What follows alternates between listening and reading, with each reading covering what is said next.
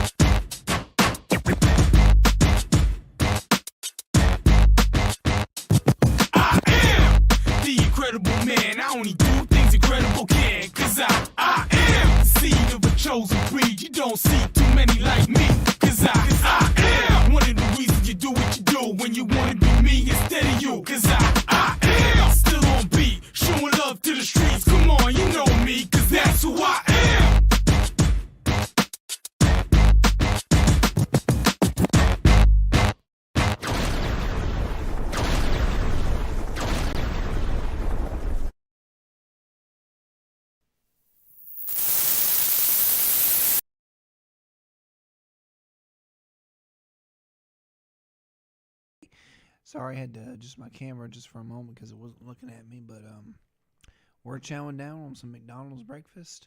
But, Tom, I think our listeners really need to call Shelby Heating and Air today because it suddenly got cold again.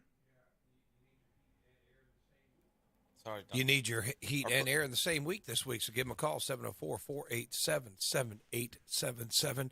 Online, ShelbyHeating.com for all your heating and air needs. Our button pushers need to wake up this We morning. do. I'm halfway asleep. You gotta get your fingers ready. Press the button there. Fingers are ready, frozen. JP? Thanks for breakfast, though, from McDonald's. I had a sausage, egg, and cheese biscuit. What did you eat in there, JP? I ate, actually, earlier, my sausage biscuit. All right, Terry, what'd you have this morning? A sausage, egg, and cheese McMuffin. And Zach? Sausage, egg, and cheese McMuffin. All right, guys, everybody from breakfast. Tom? Bacon, egg, and cheese McGriddle. And we're going to start off this morning. We've got all kinds of things to talk about today. Of course, NCAA Championship Final Four. We've got NFL, more draft previews and coverage of that. We've got NBA end of the season and playoff previews. We've got JP. Sound like he fell out of his chair in there. You right in there? Did you sprain something? That's a good way to come on. That Sandy No, Lyle, some of his the last shot headphones valves. Yep. at the Masters. That's his last one. Yep. He has finished 20 over. We've got a ton of NASCAR to talk about today. We've got last week at Richmond. We've got this week in. I'm watching this on the golf showing Sandy Lyle there. This week, Terry, where are we at this week? Bristol, dirt, and then next week Martinsville. So all kinds of short tracks coming up here in the next few weeks. A couple of things. This past week, this past Wednesday, we KTC participated in fifth grade career day over in Shelby, and I'm gonna have some highlights for that next week because I talked to so many kids. It took quite a while to get half of a cut. So we're gonna talk to about 120 kids, and I'm gonna get it all cut, and we'll do some highlights of it next week. But guys, we had we had a few wannabe sports broadcasters, a few YouTube streamers, with some astronomy, tons of vets and police and armed forces, a couple of actors. The funniest. Well, I'll have to leave that till next week. This one, these two boys were pretty good. Then we had a lot of fun with some of the kids, and Austin. I actually got to see a little girl that was on our team last year. I hadn't seen her in forever, and she's not playing this year. And of course, we changed leagues, and then she walked by, and I was like, and Belle looked at me. She goes, "I know her." And I was like, "She does look familiar." You know, when you're in a crowd of kids, you don't know, and then you look. And then the girl looked at me, and we looked back and forth at each other. She finally come over. It was little Vivi from and she got to talk to Austin, and Belle got to actually see a couple friends as well over there in their dance studio. So they had fun. With that, I want to thank everybody over there that did help with that, talking to all the kids, and I think they had a good time over there. A lot of nurses, they had some baby goats in there, Terry, you could pet. Some farm was there, and some big old, I think they're guinea pigs. We're looking at Tiger's going to putt here in a second. We're going to talk about some coverage, but we'll have some highlights of that next week. That was awful, a lot of fun. The big news, of course, right now is Masters coverage. Masters was suspended yesterday due to some trees falling across the tee box and almost hitting some patrons. And I'm sure that and they've took every precaution. They cut some extra trees down in that area to make sure that none would fall if something would happen. But so they've picked up the tournament. Now, this morning started at 8 a.m., and so we're going to give you live actual play-by-play coverage of some of this morning here on KTC Broadcasting. Tiger right now is about, 3 or 4 or 5 feet outside the hole up top? Mm-hmm. Or no, somebody else is putting before him. Hovland's putting before him, so they're in groups of 3 right now. So Hovland is 5 under, and right now, what's he putting for here? Is this a birdie? This is a birdie. Okay, so Hovland is putting for birdie up the hill. Little right to left are probably pretty easy putt, for pros, but we'll see if he can get it in from there. Missed number 2. One he's missed, that's makeable putt. He just lipped one out. Now, that wasn't a gimme, folks. That was about 6-8 feet, but, right to left uphill, the pros usually won't hammer that in. So he's bogeyed par. He's 1 over on the back 9. He's still -5, though. He's on the top 10, but he's 7 back. The leader is Brooks Koepka right now. Freddie Couples about to hit. And the old man's playing the yellow ball. Couples. Right side of the flag. That'll work. Yep. He's just playing for par there to make the cut. Now, yeah, Fred Couples is 2 strokes up on Tiger Woods right now, guys. And Phil Mickelson is in the hunt as well. And you talk about the LIV guys. Brooks Koepka is leading. His pace right now, I was talking earlier, is about 3 under on every 9 holes. So he's averaging a birdie every 3 holes for the folks, for you math wizards out there. Tiger's coming to putt right now. He's +2. He really needs this birdie to feel a little more comfortable. I'll give him myself a shot. I'd give him an extra shot if he should be. You got to give him. Yeah, he's on the cut. Yeah. Cut line's +2. This is the 12th hole, so he's on the line. He needs this. I just hate that. Tom, that wasn't even as close as he was. That wasn't even close. I just hate that. That's just terrible. He still stays at a +2. He didn't lose a stroke, but you need that birdie right there, and he's going to be pretty mad at himself on that one. That's not a. He's talking to that's himself. not if Hovland's putt should have went in, he definitely knows he should have. He pulled that one, didn't he? Just a little bit. If he could obey traffic laws, maybe his health would be a little better. That's why. Pulled that one a little bit down the third base. Tom, let me explain to you First how this baseline. Masters is going. Everybody's up at 8 o'clock this morning watching Tiger. And half of them are up to watch him lose, and half of them are up to watch him do well. They're up to listen to us talk about Tigers. Well, Kepka's I in tell first. you, I just tell you what made me irritated is I want to, you just go to Google, gives you a leaderboard. So like Kepka 1, and then there's a couple others too, and then it goes from 1, 2, 3, 50. Tiger Woods. I'm like, are there some other people that deserve a little recognition for playing better, but their name doesn't pop up first? His does. This is a big shot. This is a big shot. He didn't leave that. He didn't leave that close at Now, all. Freddie's a guy. See, Freddie's a guy you could pull for. Now, is this birdie? This No, is a this par. is a par. Okay, that's why he was That's a big par putt. chipping the way he was. Nope.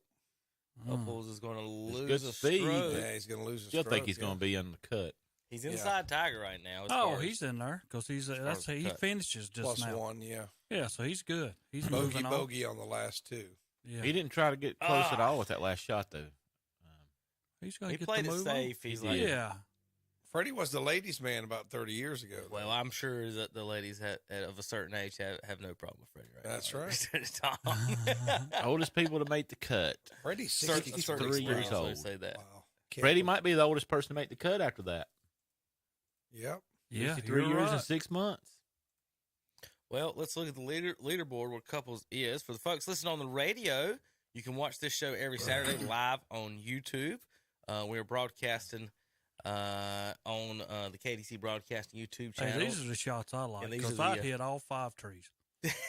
Well, the worry is, it looks like he's going to hit his club on the tree. So we don't know how close he is to the actual tree. Or can he take a full shot, or is he just got to punch and hook this? This is John Rahm. He's in second place right now. Obviously, he's got to keep it low and hook it a little bit left. He's in the trees on the right on hole 11 right now. So Rahm coming downhill, and he took a pretty good hack He at did. it. He did. Like a So he was trying three-quarter to- full swing, So he was trying to hook three-quarter it up over powerful the pine swing. trees, and I think he did, fellas. Good shot. Wow. That's right of the green. Yep. But That's it's a nice pin, little shot. It's pin high right of the green. He went right, see that gap? I bet that's what he shot and tried to hook it around through there, and That's really amazing. didn't quite hook it. So Rahm trying to keep up with Koepka, like we said, he's in the lead. So we're looking at the projected cut here on the screen, fellas. We got Schwartzel at the +3. You're out. Tiger, Poston, Gooch, and Peters are sitting at +2 right now. That's not a good way to start today. That's a little long. That was Adam Scott. Adam Scott is right now in 10th place on hole 12. Scott is, let me find out exactly where he was. He's in the hunt for the top 10. He's tied for 10th right now. So, for you folks watching at home, there's the leaderboard. Koepka, Rahm. How about the story of the week, though, guys? Amateur. The Bennett on your screen, folks, is an amateur. Yeah, I saw him getting interviewed. What's that kid's name? Sam Bennett. Yeah. He was like 7 under? He's 8 under. 8 under? Yeah. There's Tiger teeing off. So Bennett is an amateur right now, 4 under on 68, and they asked him about homework, and he said, yeah, there was something about it. The teachers or coaches getting on to give us homework, and he's like, I'm not really worried about that at this point right now. That's right. He was at least honest about it. If I'm third in the Masters, Terry, Right. you ask me about my homework. That's exactly right. Homework Yeah. taking a second Because chance. think That's about this, like, and this brings up, the whole NIL and everything. So I'm sure he's getting something. Well, at some point, I don't know how that works with golf. You know what I mean, Terry? Because that's completely different rules as far as the amateur rules go, and you can't accept that. But if he declares pro, I mean, and this is the thing, like we're talking about these other side leagues. What if the LIV comes in and offers him $200 million before he even starts? Yeah, think of that. Like, they could get that call tomorrow. I'm saying, you showed up in the Masters. We want you in our show next weekend. Our ratings go up. We offer you $100 million to leave right now without ever playing a tournament. And that could, I mean, it very easily happen. You know, Norman's sitting there chomping at the bits to steal some of these guys. And the guys, an amateur coming straight out, they actually probably have more to offer than, hey, come on the tour and you got to earn your card and do what. I'm sure he's qualifying for something right now, but you still got to earn your spots. There he is right here. there. Bennett. Boom, Oh, look at that shot. That's not right now. He's done. Okay. That's his highlights. Okay. I was like, man. Where'd you say you went to college? I did not say. Texas A&M, wasn't it? I do not know. I can look it up. So, Sam Bennett. Let's see if he's got an actual. Let's see what his bio says.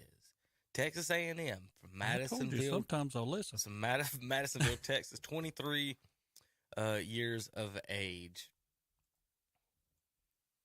68, 60 in the Masters. Just crazy. Like I said, Koepka's leading. There's a couple people there. Yeah, that you can't run out there. You have to do the Right, that is today. the walk. The Olympic fast walkers have an advantage out there, Tom. Definitely. Some of those little ladies are Speed walker. Some of those little ladies are scooting right by some of those fellas right now. Well, guys, looking at the back again at the leaderboard and everything, is you think Koepka just keeps rolling? Does this kid have a shot? What do you think, Terry? Well, I mean, it's tough. Your first one that you're in, and I know the longer it goes, like today, it'll get a little bit tougher. And if you would be able to extreme and make it through the day and be that close, tomorrow, there's a lot of pressure on you. I don't care who you are. Yeah. You just got to play like there's no pressure on me. And just play the game. Play the game. So one thing that's so hard about golf is you have to your opponents are supposed to have no effect on your game. You're supposed to play this hole the best of your ability, try to get one under, settle for par, and move on is the way you're supposed to try to get. So if I think he stays up there near the leaders as long as he doesn't watch the leaderboard. Because the more you see your name sitting next to Koepka and Morikawa or Jason Day, Spieth, Woodland, Phil Mickelson is tied for 10th right now. If he jumps up on that leaderboard and you see your name next to Mickelson. This is not good. They didn't even show where it went. It's somebody got hit by Tiger's ball. Who hit that one? Tiger. Tiger just ripped that one across there.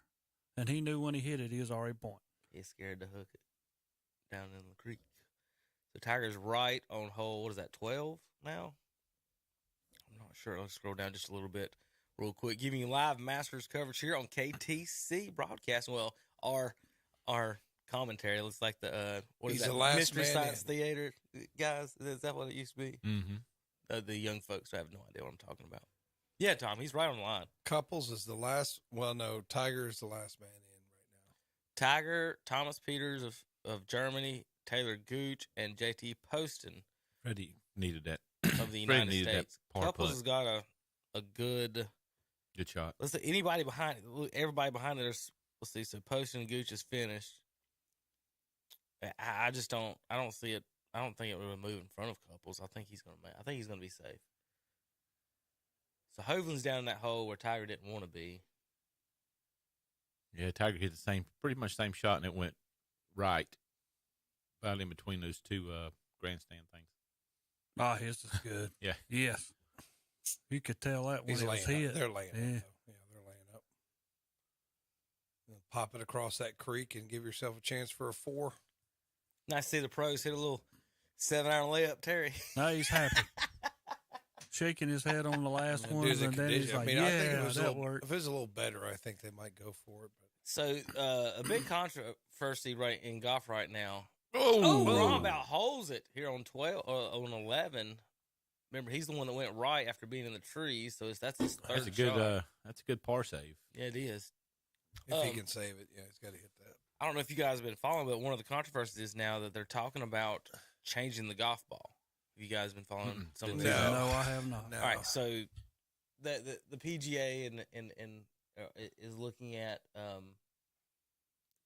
because they're tired of spending, and the golf courses are complaining about spending so much money on lengthening, changing these courses, and they want and so basically that's one of the reasons, and they're wanting to make the golf ball go a little bit shorter. Basically, is what they're saying, and then of course all the players are against it because they hit it further than everybody else, and they're like, well, and the guys make a silly argument, and they say, well, we play it's good that the amateurs can play the same ball we can. Well, what would be the difference? We can still play the same ball. Like they wouldn't sell us the same ball that you guys play, and or the courses wouldn't, or the ball companies wouldn't ratchet back and change the ball, all the balls. Like, why do they think theirs would be one softer and nobody else would be allowed to buy those? I don't know, but what do you think, Terry? You think they should dial back some of the distance? I said in the past, how about making it you can't use metal drivers. It should be all woods. I'm fine with that. Really? I mean, all woods? That's what they did to the baseball What do players. they do in baseball? Yeah, I know. Now, but Terry, I only hit a metal wood about 15 maybe yards, 20 yards farther than I do my woods. When I hit it good. I mean, I'm serious. Like, it's not that far off. It's just, I was just like how can you, but see, yeah, to build on your point, how can you compare like somebody like Arnold Palmer to Tiger Woods when the equipment different? You can compare Babe Ruth to Mark McGwire. I mean, I guess one was on steroids, but they're still using similar equipment. You see what I mean? I mean, I just don't think it's fair if you're hitting titanium clubs and all this stuff compared to guys that were playing out there with blades and wooden clubs. I'm not saying make the irons wood. Obviously, I'm just saying like the drivers and your fairway woods have to be actually cut. They're called woods. Yeah. You know, they're not called titaniums. I'm gonna hit my 3 titanium here, Tom. I mean, I just think maybe that they can obviously make changes. The golf ball would change it. I don't think that would be that big of a deal. Even in the adult baseball league that I work on weekends, sometimes they still use wooden bats. They're not using that. They don't use metal some bats. wood bat leagues, yeah. Wood bat league. So I don't know. Zach, what do you think? You should change the golf ball, wooden drivers. I don't have a problem changing either of them. They're good enough. They're good enough to make up the difference. I think getting more amateurs, obviously it's a cost thing to play, but as far as more amateurs go, so golf is a hard game to enjoy, right? No matter how good you're playing. Yeah. You're always mad at 1 or 2 holes or something. And my thing has always been, if it's not a tournament, not Sunday or Saturday, during the week, Monday through Friday, why aren't the holes a little slightly bigger? You can call them whatever you want, fun holes, amateur holes, something. But, like, you go out there and hit 2 good shots as an amateur, and you're on the green, and you get out there in 3 or 4 putt, and you lip, and one of them's a lip out. And you're like, man, if I'd have just hit that putt, I'd feel a lot better about that hole. And who cares if you shoot? I mean, you know what? Who cares if you shoot 5 or 6 strokes better? You feel good about yourself. It's like going to a par 3. Nobody in their life, Terry, has ever said, hey, what'd you shoot at the par 3 course, have they? Even if you get a hole in one, they're like, that don't count. I do. But if you get a hole in one in par 3, a lot of people say it don't count. So well, like, that's what they all say. So that's what I'm saying. Like, if you made the holes like 1 ball bigger, 2 to be, if you want to be extreme, I think it would make people have a little bit more fun instead of I hit 2 bad strokes, my buddy hit 1 in the water, and I hit 3 perfect shots, and we got the same score because I lipped out the putt. He hit 1 in the water. It's not even the same thing. Like, you know what I mean? So I'm just different ways to bring the guys out. I know the wood clubs isn't going to bring people to play. The amateurs want to hit a ball as far as they can. Mm-hmm. They do.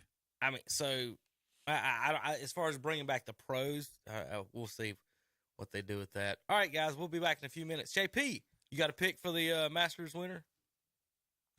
No. Well, we're going to give you updates throughout the day, throughout the morning, guys. Kepka's in first right now at 12. He's in the clubhouse after 2 rounds at -12. Rahm is still on the course. He's got 7 holes to go. He's 9 back. I mean, he's -9 of 3 back. Sam Bennett, the amateurs, in the clubhouse at -8. Morikawa's in the clubhouse at -6. Cameron Young is still on the course. He's on the 12th hole at -6. Dave Burns and Spieth are all -5 in the clubhouse, and Victor Hovland is still on the course on 13th hole at -5. Like I said, Mickelson is in the clubhouse at -4, so he'll start later on this afternoon, folks. You can watch, I guess, that later. It's raining down there right now, so you can see it raining. So I don't know how much play they're getting today. They were talking to maybe the final round maybe on Monday, guys. So just if you're a golf fan, stay tuned and listen to us here in the morning. All right, we'll be back in a few minutes. We got NASCAR to talk about, NBA, NFL, Major League Baseball, and college sports on the way on KTCBroadcasting.com. They are there when you need them. We're talking about Shelby Heating and Air, where their customers come first. No matter the weather or the temperature, they'll be there to make sure you're comfortable. Ask about their safety furnace checkup for $99. Plus, ask about their up to $750 in rebates on select products. That's Shelby Heating and Air. Call 704-487-7877. Online at shelbyheating.com. See their page at whatsupshopper.com and like them on Facebook too. They are there when you need them. Now open the all-new Scooters Coffee in Cherryville, opening in their brand new store on Highway 150 East in Cherryville, right in front of Walmart. You'll find all your espresso favorites, including their signature drink, the Chamomile-licious, along with brewed coffee, tea, hot chocolate, and even lemonade, plus espresso blends and smoothies, and breakfast food and sweet treats too. The new Scooters Coffee on Highway 150 East in Cherryville, right in front of Walmart. Open 5:30 a.m. till 9 p.m. 7 days a week. With warmer weather coming soon, get a great rate on recreational vehicles such as motorcycles, campers, boats, RVs, tractors, and more. Carolina Federal Credit Union is offering a special rate on recreational vehicles as low as 4.99% APR. Apply online at carolinafcu.org, by phone, or in person. Rates are based on credit history. Let Carolina Federal Credit Union treat you like family. Located at 1200 East Church Street in Cherryville. Today's broadcast has been brought to you by Piedmont Lithium Limited, featuring power with tomorrow in mind. Piedmont Lithium Limited is helping power the local economy by helping power the next generation of electric vehicles. Yes, the future of Cherryville and Gaston County is positively electric. Piedmont Lithium Limited is creating a powerful partnership with the citizens of Cherryville and Gaston County in mind. Power up with Piedmont Lithium Limited. Visit them online at PiedmontLithium.com. Ask for the Tax Time Radio Special at Hopper's Enterprises in Kings Mountain. Mention this radio ad upon arrival and get an additional $500 off your deal. It's that simple. There's a great selection of buy here, pay here vehicles as low as $500 down and $50 a week. It's no hassle buying with a quick turnaround. Walk in and drive out at Hopper's Enterprises, 1800 Shelby Road, Kings Mountain. Online at hoppersenterprise.com. Open 9 to 6 Monday through Friday, 9 to 12 on Saturday, and after hours by appointment. Like them on Facebook too. The big new greenhouse is now open at Bean Brothers Hardware and Supply in Lincoln. Come check it out. Large ferns for $24.99. Jumbo ferns $29.99. 4-pack of tomato plants are $4.99. Jumbo tomato plants are $14.99. And hanging baskets are priced from $19.99 to $34.99. And they have blue spruce trees, shrubs, Japanese maples, and yews. Also, Laura petulums, boxwoods, hollies, perennials, annuals, herbs, seedlings, plants, flowers, and even tulip trees. And pine needles, just $4.25 a bale. Bean Brothers Hardware and Supply, 969 Reepsville Road in Lincoln. And we're back on Saturday Morning Sports Talk with Kevin and the gang. They're Good keeper. talking some more sports. You talk about that. But I think we need to talk about Shelby Heating Air, Well, 704-487-7877. There you go. Yeah. There you go, JP. And Doing his job. Yeah, check them out online, shelbyheating.com for all your heating and air needs. That's why JP has more than one logo down there. See, so you can do everything. Hit a putt. Hits it back down the hill. He hit that putt, 10 foot further Got than that Tiger's stroke did? back. There lost. you go. Now he's little pep in his marching step. to the next hole. I That's got a it. birdie, boys. Hovland back to -6. I guess we were tied fourth at the Masters and hit a 10-footer. Get out that hole and get moving on. So there you go. Mickelson there and tied in 10th. So, you know, Tom, if Tiger was in 10th, you think they'd be talking about it'd be nonstop Tiger. Oh, You ain't gosh. seen nothing about Mickelson, have you?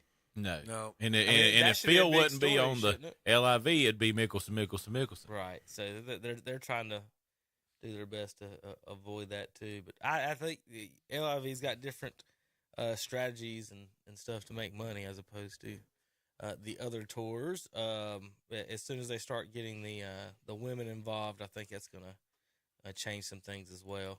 All right, let's move over to NASCAR. We got for our NASCAR fans here in the morning that's still tuned in from our the show before this show. Last week was at Richmond, and this week they're going to Bristol on dirt, where Terry hates the world. But we'll talk a little bit about both, and then of course going forward to Martinsville next week. So let's see the practice and stuff. That it's been raining, of course, up there, so they're going to go into this race, Bristol dirt race, Terry, Saturday with no practice. So that's always fun on some of these races when they don't get no practice, and so we don't know who's going to be leading. They real quick while I'm pulling up some of this. Did you see the how they're going to do the All-Star race? with the crews. Mm-mm. So the crew challenge that they used to do in the All-Star race, Terry, where they put them side by side and they go at each other. So now they're going to do the crew challenge, and where they place in the challenge, that's where they'll start in the heat races for the All-Star race. So the crews are setting the original starting positions based on their basically tire changing ability. So that a lot of people are excited about that, and they're putting in new LED lights up at North Wilkesboro this weekend, and so they're getting all kinds of things going on up there as Hovland gets to the tee box. Par 4, 14th is where Tiger and them are. Last weekend, Kyle Larson with the win. Josh Berry second. Chastain finished third. Bell fourth. Harvick fifth. McDowell sixth. Logano seventh. And Alex Bowman eighth. Ty Gibbs 9 and Keselowski 10. The big thing this week was, and I know, Terry, you're not on the interweb and all that, but this week was all the NASCAR fans are having fun at Photoshop because who got wrecked and somebody got wrecked and blamed Chastain, and Chastain didn't even touch him. And so the jokes this week all week were like it'd be like King Kong, and it had him holding Chastain's car. So like everything it was always blame Chastain. So that's just where the jokes were this week as far as that goes. We've got NASCAR penalties. We've got people walking out of meetings or protesting meetings. It's been an interesting wild week in the world of NASCAR. I want to ask you something about your penalties. A couple of weeks ago, Hendricks did their thing, but they didn't deduct them any points. Did everything else, but no points. They got out of that. And this past week, we had that, and they deducted them points. How does NASCAR sit back and let you cheat, and then one time they take it away, and then the next time they're going to still go with the points deduction? I'm having a hard time understanding it. Look, if you're cheating, you should be deducted points because that's where it counts at the end of the year. Mm-hmm. Some of this other stuff can get by with, but the points against you should never, ever be taken away. And a lot of them are getting those points back, which that ends up helping them. But this past week they said these points will not be taken away. It's going to go against them. And I mean, I don't know, guys. I mean, to me, NASCAR needs to have a fine line. If you're caught and we deduct points, it does stand. It's so wordy. It's like sitting in a room with a bunch of lawyers with the way that the NASCAR appeals panel. I'm just going to read some appeals panel can now only modify a penalty if a points penalty is issued. Then it must keep a points penalty within the range of the rule book, the level of the penalty. Obviously, the appeal panel determines the penalty did not occur. They can wipe out all the penalties. But if they determine a penalty did occur, then they must use the range of penalties from the penalties issued. New appeals policy where the appeals panel, if it finds a penalty occurred, must use the range of the rule book for any original penalties issued. Points, fines, suspensions will be effective. Any penalties issued starting this weekend won't apply to the current appeals and penalties. So they changed all the rules basically in the middle of the season is what I get from all that. And I don't, like I said, there's been a lot of fussing this week. So some of the guys walked out of an owners meeting. They're trying to, how we've talked about bringing revenue into the sport, revenue sharing. Mm-hmm. So some of the folks, they're talking about some folks want to get rid of the charters. They want to keep the charters. There's just so much going on this week. NASCAR's had a rough week of people not talking about any racing. Now, as far as the Bristol race goes, there is there's talk rumors that they won't have it again next year. So because they haven't confirmed in the past years, they confirmed pretty much by today already that there will be a race the following year, and they haven't confirmed this year. They just keep saying, "We'll talk about it. We'll talk about it. We'll talk about it." So who's this fella finishing up? Mize. Johnny Mize, right? Yep, I think so. Right? He's 79. First day, 80 second day. Yeah, he was born. Guess where? Augusta, Georgia. Wow, there you go. So today, Cup Series schedule. I might have to go through Bob all of his tweets probably just to get through with this. To make sure. So let's see. Today's schedule. This is truck race schedule. 4:30 heats. Let's go. This is everything, I think. So here we go. 4:30 truck heats. 6 o'clock, cup heats. 7 p.m., looks like race day's coming on. That's the show. And then at 8 o'clock, the truck race, and 10, the cup heats for the replay of that. So Bristol scheduled, the cup heats. Sunday, nothing's changed on that schedule so far. Sunday, 60% chance of rain, it looks like. So I don't know if we're going to have racing and golf on Monday. We'll see what happens through the weekend. So that's the schedule. Don't have obviously the who's going to be leading and doing what. We just got entry list, anything like that. Nothing really that we can really talk about, Terry. If you don't have any qualifying or anything, you just any favorites for this? You Kyle Busch to win again? Back to back? I don't know whether you can go with Kyle Busch because he was in third. yeah, at the time. Got hit in the back race. fender and spun him. That's it. So I can't remember the two that was in front of him. Was that who it was? He won the first time they ever went there, and I'm gonna pick him, Joey Logano. And I do not like Joey Logano, but that's who I'm picking. Zach, I'm gonna go with Kyle Busch. Kyle Busch. I hope. It'd be interesting. Like I said, it's gonna be a muddy mess. But you'll have the same ones. This is dirt, so Well, last year he come around the last either the second turn, third or fourth turn. Got in the back quarter panel, pushed him out, and then Kyle just kind of squirted around him. Thank you. And won it. I think Larson's going to win this one. Tom, any picks? I was gonna, since you picked Larson, that was going to be my pick. I'll go with Martin Truex. All right, guys. Register to win NASCAR tickets coming up this year. WhatsUpShopper.com. Go to our NASCAR page under contest, and you can register to win NASCAR tickets to upcoming races. We're actually giving away today truck and Xfinity race tickets for Martinsville. Truck and Xfinity race tickets for Martinsville. I'll tell you how to win here in just a few minutes. Besides, you can go online right now, whatsupshopper.com. I'm going to tell you that first. Go to the contest, under contest NASCAR. You can register there to win. Just type your name, email address, and say you want to win some NASCAR tickets, and we'll get you registered to win. But we're going to give away tickets for that, truck races and Xfinity races here coming up for a few minutes. JP's ready to answer a phone. JP, you ready to answer a phone in there? All right. So if you want for next week's Martinsville truck or Xfinity races, we're going to be giving away 704-435-2845. Call JP. Tell him you want to win. We'll get you registered to win. At the end of the show, we'll have a winner for truck Xfinity races. 704-435-2845. Give JP your name and email address, and we'll get back to you if you're the winner. So if you want to win Martinsville, again, Martinsville truck and or Xfinity race tickets, give us a call, 704-435-2845. We'll be back in a few minutes on KTCBroadcasting.com. They are there when you need them. We're talking about Shelby Heating and Air, where their customers come first. No matter the weather or the temperature, they'll be there to make sure you're comfortable.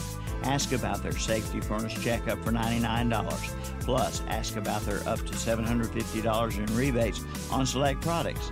That's Shelby Heating and Air. Call 704-487-7877. Online at shelbyheating.com. See their page at whatsupshopper.com and like them on Facebook too. They are there when you need them. How would you like to win a car wash valued up to $40? Sure you would, but that's not all. How would you like to win a complete detail valued at $150? Now you're talking. Well, you can. Just enter the SR Auto Detail Shop giveaway for the month of April. All you have to do is email SR Auto Detail Shop your contact information, and your name will be entered into a drawing on Monday, May 1st. Send your contact information to SR536@bellsouth.net. Again, that's SR536@bellsouth.net. Enter today. Winner will be announced Monday, May 1st. SR Auto Sales Detail Shop, 417 South Post Road, Shelby. What do you need to be happy enough to walk away from work? Most adults agree that confidence in their retirement plan is the number one answer. Hey, we're here with Joe Pat Arup of Belmont Capital Advisors. And Joe Pat, how hard is it to build confidence in a retirement portfolio? Mark, you would be amazed how many clients, how many folks come in for the first time. They're nervous, they're a little bit anxious because really they've never sat down and actually looked at a retirement plan. But what's amazing it is whenever they can walk away knowing that the confidence of where their income's going to come from. And so many times folks that were coming in nervous walk away with a lot of confidence because they're in better shape than what they originally thought. And Joe Pat, this is why you offer a complimentary one-page retirement income plan. No cost, no obligation consultation, and includes a deep dive into our portfolios. So take me through the steps of that one-page retirement income plan. It's really about why guess when you can know. Think about that. Why guess? Why wonder when you can know exactly? So our one-page retirement income plan is going to walk you through the steps. We're going to figure out exactly where you are and then show you what your chances are, how you're doing, and if you can retire with confidence on your terms. How can you protect your portfolio and build retirement income? We'll take advantage of the complimentary one-page retirement income plan from Joe Pat Arup and the team at Belmont Capital Advisors, 704-946-7000. Or you can see all the services Joe Pat and the team offers when you visit belmont-capital.com. Investment advisory services offered through Fusion Capital Management, an SEC-registered investment advisor. Insurance and annuities offered through Belmont Capital Advisors, Inc., NC license 10000473399.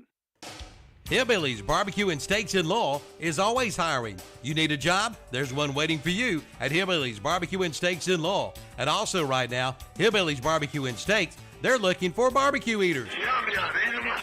That's right, barbecue eaters. Plus, they have chicken, steaks, ribs, all kinds of sides and salads. And of course, they do catering. Ask about their party packs at Hillbilly's Barbecue and Steaks, 305 South Main Street in Lowell. Yum, yum. Y'all come. Barrett's Floor Covering in Kings Mountain has just received a big new shipment of LVP flooring. Come on by and check them out. Contact One LVP Flooring is sale priced at $199 a square foot. And Shaw Pine Look Flooring sale priced at $299 a square foot. Hurry before it's all gone at Barrett's Floor Covering, 150 Dixon School Road in Kings Mountain. Check out the website at barrettfloorcovering.com, see their page at whatsupshopper.com, and like them on Facebook too. Just arrived Shaw Pine LVP flooring for $299 a square foot. And we're back on Saturday Morning Sports Talk with Kevin and the gang. They're still watching golf and they're still talking about more sports. But I want to remind our listeners about CLB Heating and Air, 704-487-7877 for all their heating and air needs. All right, welcome back to Saturday Morning Sports Talk. The guy in fourth place, Cameron Young, just hooked one straight in the woods and are trying to figure out. He won't be in fourth place very long. What the ruling is, if they got it, if they found it in the red, or I guess if he's redropping, he's out of bounds. See what happened to him here. Yeah, because if that's like you said, if that's red or all over there, he's moving out from that spot. But if he looked like he caught it pretty cleanly. Yeah. Oh, he did. He cleaned it straight. He smoked it too. He did. Just want to remind listeners, it hooked instead of sliced. Shelby Heating and Air bringing you the broadcast, 704-487-7877. Give him a call. Tiger with the chip goes straight up the hill with the flag. He's got a chance to save a par. He'll get in. He's on the cut. He'll get in. We'll have to hear about him all weekend. You don't think they'll change the rules? Or it'll be into Monday. Oh, the story tomorrow morning, does Tiger have a chance? He comes sitting there smoking a cigar like, no. 12 under. Kepke's like, no. John Rahm's now at 10 under, guys. Hey, Rahm's dangerous. There's the update. I told you, I mean, he's on the same pace Kepke is. So, yep. If we might have a tie by the end of the day or the end of the round with those two. All right, morning everybody, and Saturday Morning Sports Talk live here on WCSL 92.9 AM. I mean FM and 5090 AM. He's getting a redrop there. All right, we've got Terry. I tried to tell you guys, and then after. Yadier Molina is gone for 1 week, and the Cardinals are 2-5, dead last in the Central. ERA is through the roof, and but Contreras has a higher WAR than Yadier, so that's the only thing that matters, right? That's what they look at. Yeah, Cleveland's not started out bad. They're 5-3. The Braves start out way better this year than they did last year. We kind of got out of the gates a little slow last year. So, well, hold on. I want to get in this Cardinal stuff. Have you seen this controversy with the coach and our center fielder? No. So, the center fielder, Tyler O'Neill, was called by his coach basically lazy, and he benched him. Told him and called him out in public and benched him for not. He got through out at home. He's basically, you guys can decide what you think. He basically said he was running and looked up and he tried to take blame. He tried to say, yeah, it's always the player's fault, but he was not happy with the way that that the coach called him out in public. I'm gonna try to find it where he got thrown out, but basically the coach saying he loafed when he got thrown out at home, and I guess the big issue is just, after watching Yadier Molina, coach the Puerto Rican team, I mean, most Cardinal fans want him to be the coach anyway. So why would you publicly call out your center fielder and bench him in game 3 or 4 or 5? And that's what a lot of the folks are mad about and upset. And that's just him talking. I'm gonna find the video here in a second for you guys to see. But what do you think about that, publicly calling him out like that, or benching him, Terry? Start center fielder there. Well, I mean, if he's loafing, well, you got to try to prove a point. I'm gonna put it this way: there's an argument over whether he was loafing or not. Like it is no. The player doesn't seem to agree with the coach. Put it that way, of whether he was loafing. So I'd have to see it. That's why I don't know why it's not. You'd think that would be the easiest highlight in the world to find right now. But anyway, we'll go ahead with the break. You go ahead with the Indians, Tom, and then we'll Guardians. And then I'll find the highlight. Well, they went out west. They won a series with Seattle. They won a series with Oakland. Bieber got beat on opening day, which surprised me a little bit. But I was worried because they got shut out in the first game. Said, "Oh, here we go again. Can't hit the ball." But you cannot tell me that's not even moving. Yeah, he's loafing. He's loafing. You watch him when he starts. I don't know if he was loafing around the third, but the start of it, he was kind of trotting. But this is easy. I think he's laboring. I think he's laboring pretty good right there. He's a big boy. But starting off, he's the center fielder. True. He's supposed to be. Look, that's barely getting it. I got this, no problem. Oh no, I better take off. he did hit an extra gear about halfway down. I think what he had said something about I think so. Here's the thing.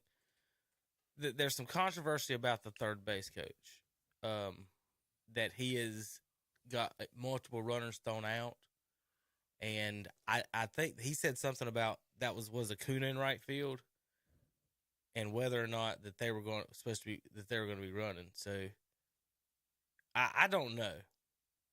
You could tell, jumped up right there, but I don't know do you think he thought he was going home from the start when he took off, or do you think he was going to stop after he rounded third? That's a fair question. Because because he's just I just got to get to third. He's making me go. Yeah. Oh, now I really got to kick it in. So, and I don't think he realized that until he turned around and looked. Yeah, he hit the cutoff man. Cutoff man gets it in. He got threw out. I mean, how many times this happens all the time? You know what I'm saying? People get thrown out. I think the coach might be overreacting a little bit. Okay, I think the question is: let's say the coach is right. Let's say he thinks he wasn't running the way he should be. That's taken care of in the locker room. That was my next question. Is that something you come out and say to reporters? Not on this. I mean, how many games do they play? If he benches him, he benched him one game. If he benches him and doesn't play, and he doesn't even tell the reporters, does anybody know or care? Yeah, they do. Would anybody even know? Yeah, somebody's going to run their mouth. Somebody's going to say something. Like who? Well, I mean, it is. I mean, it's social. Everybody sees it. They're going, well, why did the kid get benched? It has to be a play from the last game of why he was taken out. I mean, that's the bottom line. I mean, that's what they're going to be thinking. And then when you see this play, him getting thrown out, they'd put 2 and 2 together. You know, I mean, I think sometimes, and this is me, it's like being a teacher, Tom. You set your example at the start of the year. You don't wait until Christmas and then decide to change everything that you're doing to get your students to do what you need them to do. It's too late then, because then it's going to take you a month and a half to get them to do what you want them to do then. Yeah. So you set your example at the start. Look, I thought you were loafing. I think you got to go. I'm telling you now, this is how we're going to play the year. This is what I expect out of y'all, where everybody else on this team understands. Well, my point of some of it was, if you've been in that locker room, if you're Adam Wainwright and the guys have been in this locker room for years, and Yadier's not in there anymore, and again, if he's going to be a coach, that he should be the first. Cardinals shouldn't let someone else get him, I don't think. And I don't see what this guy's done to earn the right. What has he done to earn the right to keep his job? If he's going to, are the players going to want to play for him, is my thing. If he's calling them out publicly, yes, the Cardinal way not to run and hustle it out, but it's the Cardinal way for the coach to come out and say, hey, my players didn't do. I can't remember a coach being like this towards a player in St. Louis, except La Russa being a jerk to the way he was to Ozzie Smith. Maybe he wouldn't be the coach in St. Louis, but somebody else is going to pick him up because he's a hard-nosed, let's go play the game, let's do it the right way, than, hey, I'm St. Louis, I cannot do this here because everybody else in my past has not. Well, that's one thing. Is he interviewing for another job right now by acting like this in public? Good question. I do not know that, but I mean, I just think it's weird to come out in public. I think it's not handling it in the locker room. Even if he was loafing, they play enough games during the season. That's really not going to, That's locker room. Yeah. Stuff. I don't know if that was a loafing run. I don't either. It was I think I'm going to score run without, digging. You know what I mean? Like that's a. And even when was a. But it's too late once he rounds third, and the guy's already waving him. Right. Well, he didn't put it into the. If let's say he was running at 95, he didn't put it to the 100 until he saw the ball was about to beat him there. He looked up and saw the ball. Y'all can see it. When he saw the ball in the air, then he never looked back. He listened to the coach. Yep. And he took off. I don't know if the coach didn't give him a hustle, if they got a signal or sign. I don't know. And it took 2 perfect throws, hit the cut off right in to get him. So it wasn't what you say in public is there might have been a miscommunication there. We're going to get that worked out. What you say in private is you keep loafing like that, you're not going to be here. You know what I mean? I mean, and it's done. I mean, it's just you could provide a little cover there. But you don't want to air out all your dirty laundry. Well, O'Neal said, I think he was pretty blunt about it. He didn't think I gave the best effort. He said, but, I'm out here grinding my butt off every day. Those are pretty strong words for him, so that's good to know about him. That's what the players just said about the coach. So the player thinks he's working out there. And the coach, obviously, again, coming out in public like that is just – it's just weird. I don't. It's a weird situation. They're 2-5, and there's a lot of missing Yadier. It's early yet, though. It's early yet. It is. It's early. That's what I was saying. It shouldn't be that big a deal. The coach shouldn't say anything because they got so much season left. It's that's what I'm saying. One play. I think that he's trying to prove what type of coach he is. Well, that's what and maybe in the previous past. That's what I'm saying. In the previous past for St. Louis, they're not used to that, and all of a sudden you got a coach that's like this. It would be like a Bobby Knight taking over for a Les Robinson at North Carolina State. I mean, he took over for Mike Matheny. That's what I'm saying. But I'm just saying, like they're 2-5. At what point do we fire him? Kansas City's 2-5. Well, yeah, that's expected. Oh, that's okay. the Kansas City way, Terry. Well, it is. I'm never going to say not. But hey, you get to listen to the Royals this week against the Braves on KTC broadcast. Did that's you know what that? I'm saying. You get to sit in your living room and listen on the radio to the Royals on KTC. That's right. Of all people, we come last night and we couldn't beat Minnesota, which Minnesota's supposed to be good, and then we couldn't beat Toronto, and now we finally play the Giants, and we beat the Giants last night. Well, Tampa is undefeated. Undefeated. Saw that. Yep. 7-0. The only team that's harder than them is the Phoenix Suns right now. The Rays. What's the most games has a team started a season without getting beat? Does anybody know that record? Not off the top of my head. That would be an interesting. Probably 20-some. You think somebody? I was thinking 17. I'm gonna say 20-some, 21, 22, and it might have been Cleveland or somebody. Tom. No, the Cleveland's got the longest winning streak, but it wasn't to open up the year. Hovland, Koepka's 12, Rahm 10, Bennett at 8, Young at 7, Morikawa and Hovland are at 6 now. Longest win streaks to start an MLB season. The Milwaukee Brewers and the Atlanta Braves, 13 games. 13 games. Why does this one say? That was in 1987? Oh. That's what it says. 1987 Milwaukee Brewers and the 1982 Atlanta Braves. Both teams began their respective seasons with a 13-game winning streak. You know what they both did? What's that? Got beat by the Cardinals in the playoffs. 82 and 87. Oh. Good starts, boys. The Rays, you will not get beat by the Cardinals in the playoffs this year, I promise. Well, Tom, I guess the Guardians decent team so far. Yeah, I mean, I think they've got a chance at a wild card. I think Minnesota's got a good chance to win that division. Yeah, as long as Tito's there, they're gonna be competitive. He can do more with less. I know they upgraded their catcher position, and I think they're a little bit. They're hitting a little bit better this year than they were last. I know I looked at their line. I can't remember, it was either second or third game. Every single starter had a hit. So that's an improvement from last year. But I don't know. They got something to prove to me. I mean, they play they're definitely going to play the small ball, Terry. They're not going to go out there and hit a bunch of home runs. But is Tim Herron on your team? Tim Herron? Yeah. I can't remember looking at his name for the lineup. Google. I've been so busy doing my own games. I think I saved that. Yeah, Tim Herron. Yeah. Or just Terry. Tim Herron, Major League debut. 4 batters faced, 4 strikeouts, Tom. Pretty good. The first pitcher since 1901 to accomplish that feat.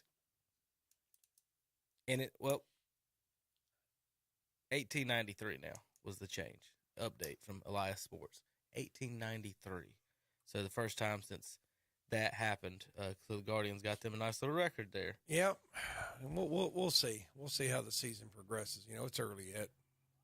Seattle and Oakland aren't supposed to be real good this year, are they, Terry? Because that's who we've played. We played Seattle, then Oakland, and Seattle again. Oakland's not supposed to be too bad. They were horrible last year. Yeah. They're one of those notoriously cheap organizations that didn't want to spend any money. Like Kind of like Kansas Cleveland. City. Kansas City. When Cleveland is supposedly spending a little bit more money this year. They got a new partial owner that wants to spend a little money, I think they agreed to go ahead and I think they got the lease on the stadium to like 2036 or something. I can't remember exactly what year it was, but once you kind of lock that up, okay, we're going to be here. Okay, now we'll spend some money. So I guess you want to do the bargain basement thing if you don't know the future of your team. Well, we'll see. Like I said, there's only so much you can tell off of 7-8 games. Tom, Cleveland players with 5 RBIs in either of the first 2 games of a season, and the franchise's 123 years of existence. Oh. Stephen Kwan. Yeah, Kwan's pretty good. And Larry Doby, 1953. Kwan's pretty good because the baseball players at Burns talk about him a little bit. You know what I mean? Like, it's like if you know a Cleveland player, he's pretty good because they don't get a lot of national attention. Here's a fun tax story for you, Tom. The Houston Astros owner Jim Crane ordered World Series rings for more than 2,000 employees, but is also paying the taxes on the rings. Why are we having taxes on World Series rings? Congratulations for my God. you got to pay taxes. I'm telling you. You see in California where they were all selling their mansions because they put some kind of mansion tax. Yeah. I'm telling you. 2%, Tom, you're the historian. 2% is why we left Britain. Is it not, Tom? Is it around 2% tax? No, because they didn't base it on income. It was like customs duties. things like that. So it wouldn't have been. It wasn't an income tax back then. It wouldn't have, income It taxes didn't wouldn't have start made till like the income tax here didn't start till like what, the 20s. You didn't have it until you had to add a 16th Amendment. I always forget what year the 16th Amendment. I want to say it was 1913. Yeah. But that's when you had, because originally the Constitution said the tax had to be uniform throughout the country, but an income tax isn't, because like if you make more money than me, you pay a higher rate than me. It's not uniform. That's why you had to have an amendment, because they put one in the Civil War, then the Supreme Court declared it unconstitutional, and it's later why you had the amendment. So Well, it sounds like to me what we need to do is throw all the politicians into the ocean. Now, this is This is a fun chart of the day. The number of players on the Major League roster photos who are smiling. Oh, my goodness. Out of 26 players, Tampa Bay has 25 and a half players smiling. I'll be darned. Well, that's because they ain't lost. And games. they're undefeated. hey, the Angels are one of the worst teams in baseball. If only 14 of their 25 players are smiling, only 13 Braves are happy in their picture. I don't even know what the Guardians logo is. Where is it? Hey, 4 Guardians. They're fourth, Tom. They're happy to be fourth. In Cleveland, Cardinals have 19 players smiling. Is this not one of the dumbest things? I still refuse to. Terry, these things are so fun. I refuse to Google Cleveland Guardians. Like, who cares? Some guys I might gotta not want I it. gotta hope it's going to be like the Hornets. They're going to bring it back. You know what I mean? Yeah. Like they'll bring it back eventually. And the Guardians will be like nostalgia. But I guess once people come back down to earth. Just bring back the Redskins and the Indians and all these guys, because the Washington. I mean, I know we're on football, but it's sad. Fun fact: Caldwell County's Madison Bumgarner has hit more grand slams in his career in 2014 than Derek Jeter did in his entire career. How many grand slams did he hit? Probably two. Probably one. I don't know. Derek Jeter only hit 1 grand slam in his I don't career? know, Tom. Wow. It might be 2. It might be 3. Why would you bring up a fact if you don't know? Baseball Kevin? history. You talk to the baseball history nut here. He's the one that Let me bring up some sends facts. it out. What is it? I don't know. It's like, I want some Jose Canseco you're supposed facts. to know this stuff. You're going to bring up fun The facts. next one I got is Tony Gwynn had batted 69 times in his career with runners on second, third, and 2 outs, and never struck out. He also never struck out against Pedro Martinez or Greg Maddux. Tony Gwynn pretty was good. good. Those are my fun baseball. I always tell people he's probably the best hitter I've witnessed. Him, Rod Carew was good.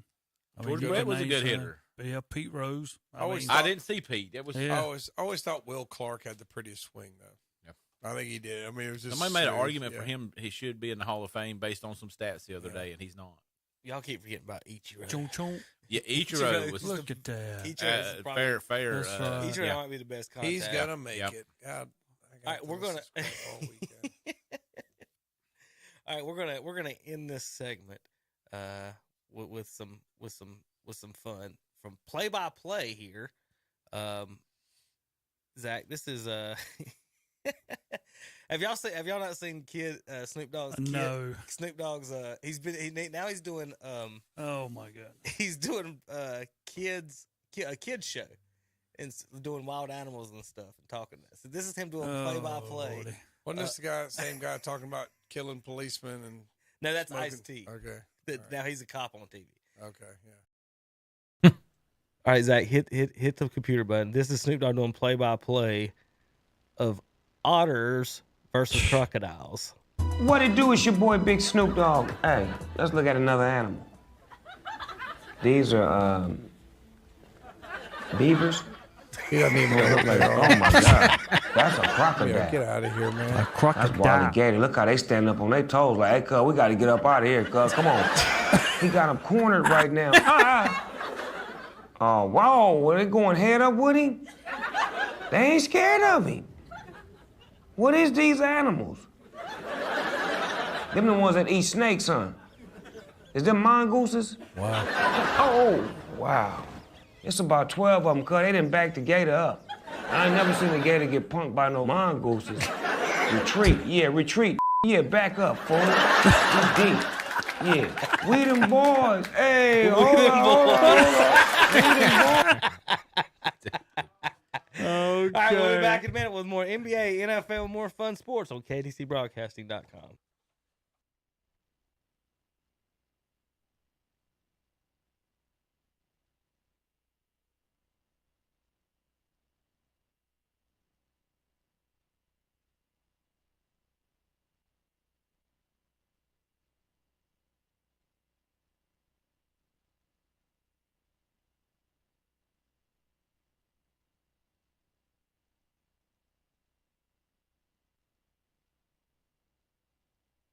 Two, they are there when you need them. Not one, but two big trucks have backed up and unloaded 2 truckloads of GE scratch and dented appliances at Hendrick Appliance and Mattress Center in Shelby. And they all come with a full 1-year warranty. These GE appliances are all made right here in America. Save big money on GE washers, dryers, refrigerators, ranges, and more. But hurry, they won't last long. That's Hendrick Appliance and Mattress Center, 1241 East Dixon Boulevard in Shelby. On the right going down, on the left coming up. The all-new Yamaha Grizzly 90 is built to bring maximum fun and off-road excitement to youth ATV riders aged 10 and older. With its low-maintenance 90cc engine, an easy-to-use full automatic CVT transmission with reverse, electric start, and durable proven components, the all-new Grizzly 90 offers confidence-inspiring performance with Grizzly family style. Visit Full Throttle Power Sports to see the all-new Yamaha Grizzly 90 at Full Throttle Power Sports, 100 Indian Walk in Lowell. Head outdoors, but first head to This and That Trading Post in Dallas. Just arrived this week. 100-foot silver bullet hose pipes for $27.50. Electronic bug zappers are $4.50. Yellow Jacket LED work lights are $18.75. 2 packs of 90-watt LED lights are $5. This and That Trading Post in Dallas has car seat covers for $17.25. Handy Bright cordless work lights are $4.50. Makeup brush sets are $3.75. And outdoor rugs are $4.50. At This and That Trading Post, 3857 Dallas High Shoals Road in Dallas, right across from the trade lot. Like them on Facebook, too. Hillbilly's Barbecue and Steaks in Lowell is always hiring. You need a job? There's one waiting for you at Hillbilly's Barbecue and Steaks in Lowell. And also right now, Hillbilly's Barbecue and Steaks, they're looking for barbecue eaters. That's right, barbecue eaters. Plus, they have chicken, steaks, ribs, all kinds of sides and salads. And, of course, they do catering. Ask about their party packs at Hillbilly's Barbecue and Steaks, 305 South Main Street in Lowell. Yum, yum. Y'all come. Thanks for help bringing the economy back. One local purchase at a time. Kind of uplifts you and you feel better. It's the greatest comeback of all time. Shop local with whatsupshopper.com, Carolina Country, and The Boss. And we're back. Sorry, I was somewhere else, but Well, good morning, JP. Yeah, good morning. Did that catch you off guard? Yeah, it did. We're going to talk a little college sports here and talk about the championship. But I got a couple of fun tweets and stuff. I was waiting for Tom to get when he comes back from eating his biscuit. My Tom gets lost a lot of times while he's in here. Looking for his check, I think. Yeah. But anyway, so last weekend was, if some of you remember, was April Fool's Day. Mm-hmm. And so we missed, we're first thing in the morning, so we missed some of the shenanigans. So I don't know the appropriateness of this one, but did you guys see the Oklahoma football's tweet of their April Fool's joke? I'm guessing y'all didn't. Breaking news in Oklahoma: quarterback General Booty is making position change to tight end. This is the University of Oklahoma school. I don't think that was a very good idea. No. Then I got another one on Oklahoma.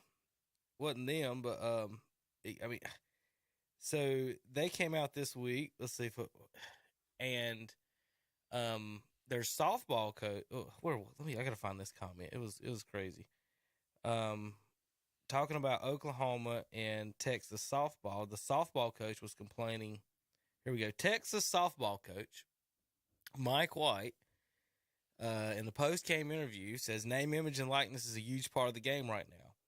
We're behind. Oklahoma is lucky enough to have quite a large fund available. We just can't compete with that. It's a case of the haves and the have-nots. That is Texas coach, the richest public school in the country, saying that Oklahoma has more money than them, Tom and Norman. Come on. Whatever.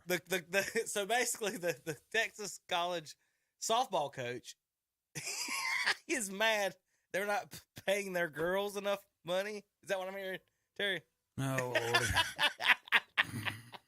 There was some dumb stuff come out last week. Kyle Busch got fired last week, and somebody else took his spot. You know, I mean. All right, now this one, I can't say exactly what he said, but watch this video, y'all.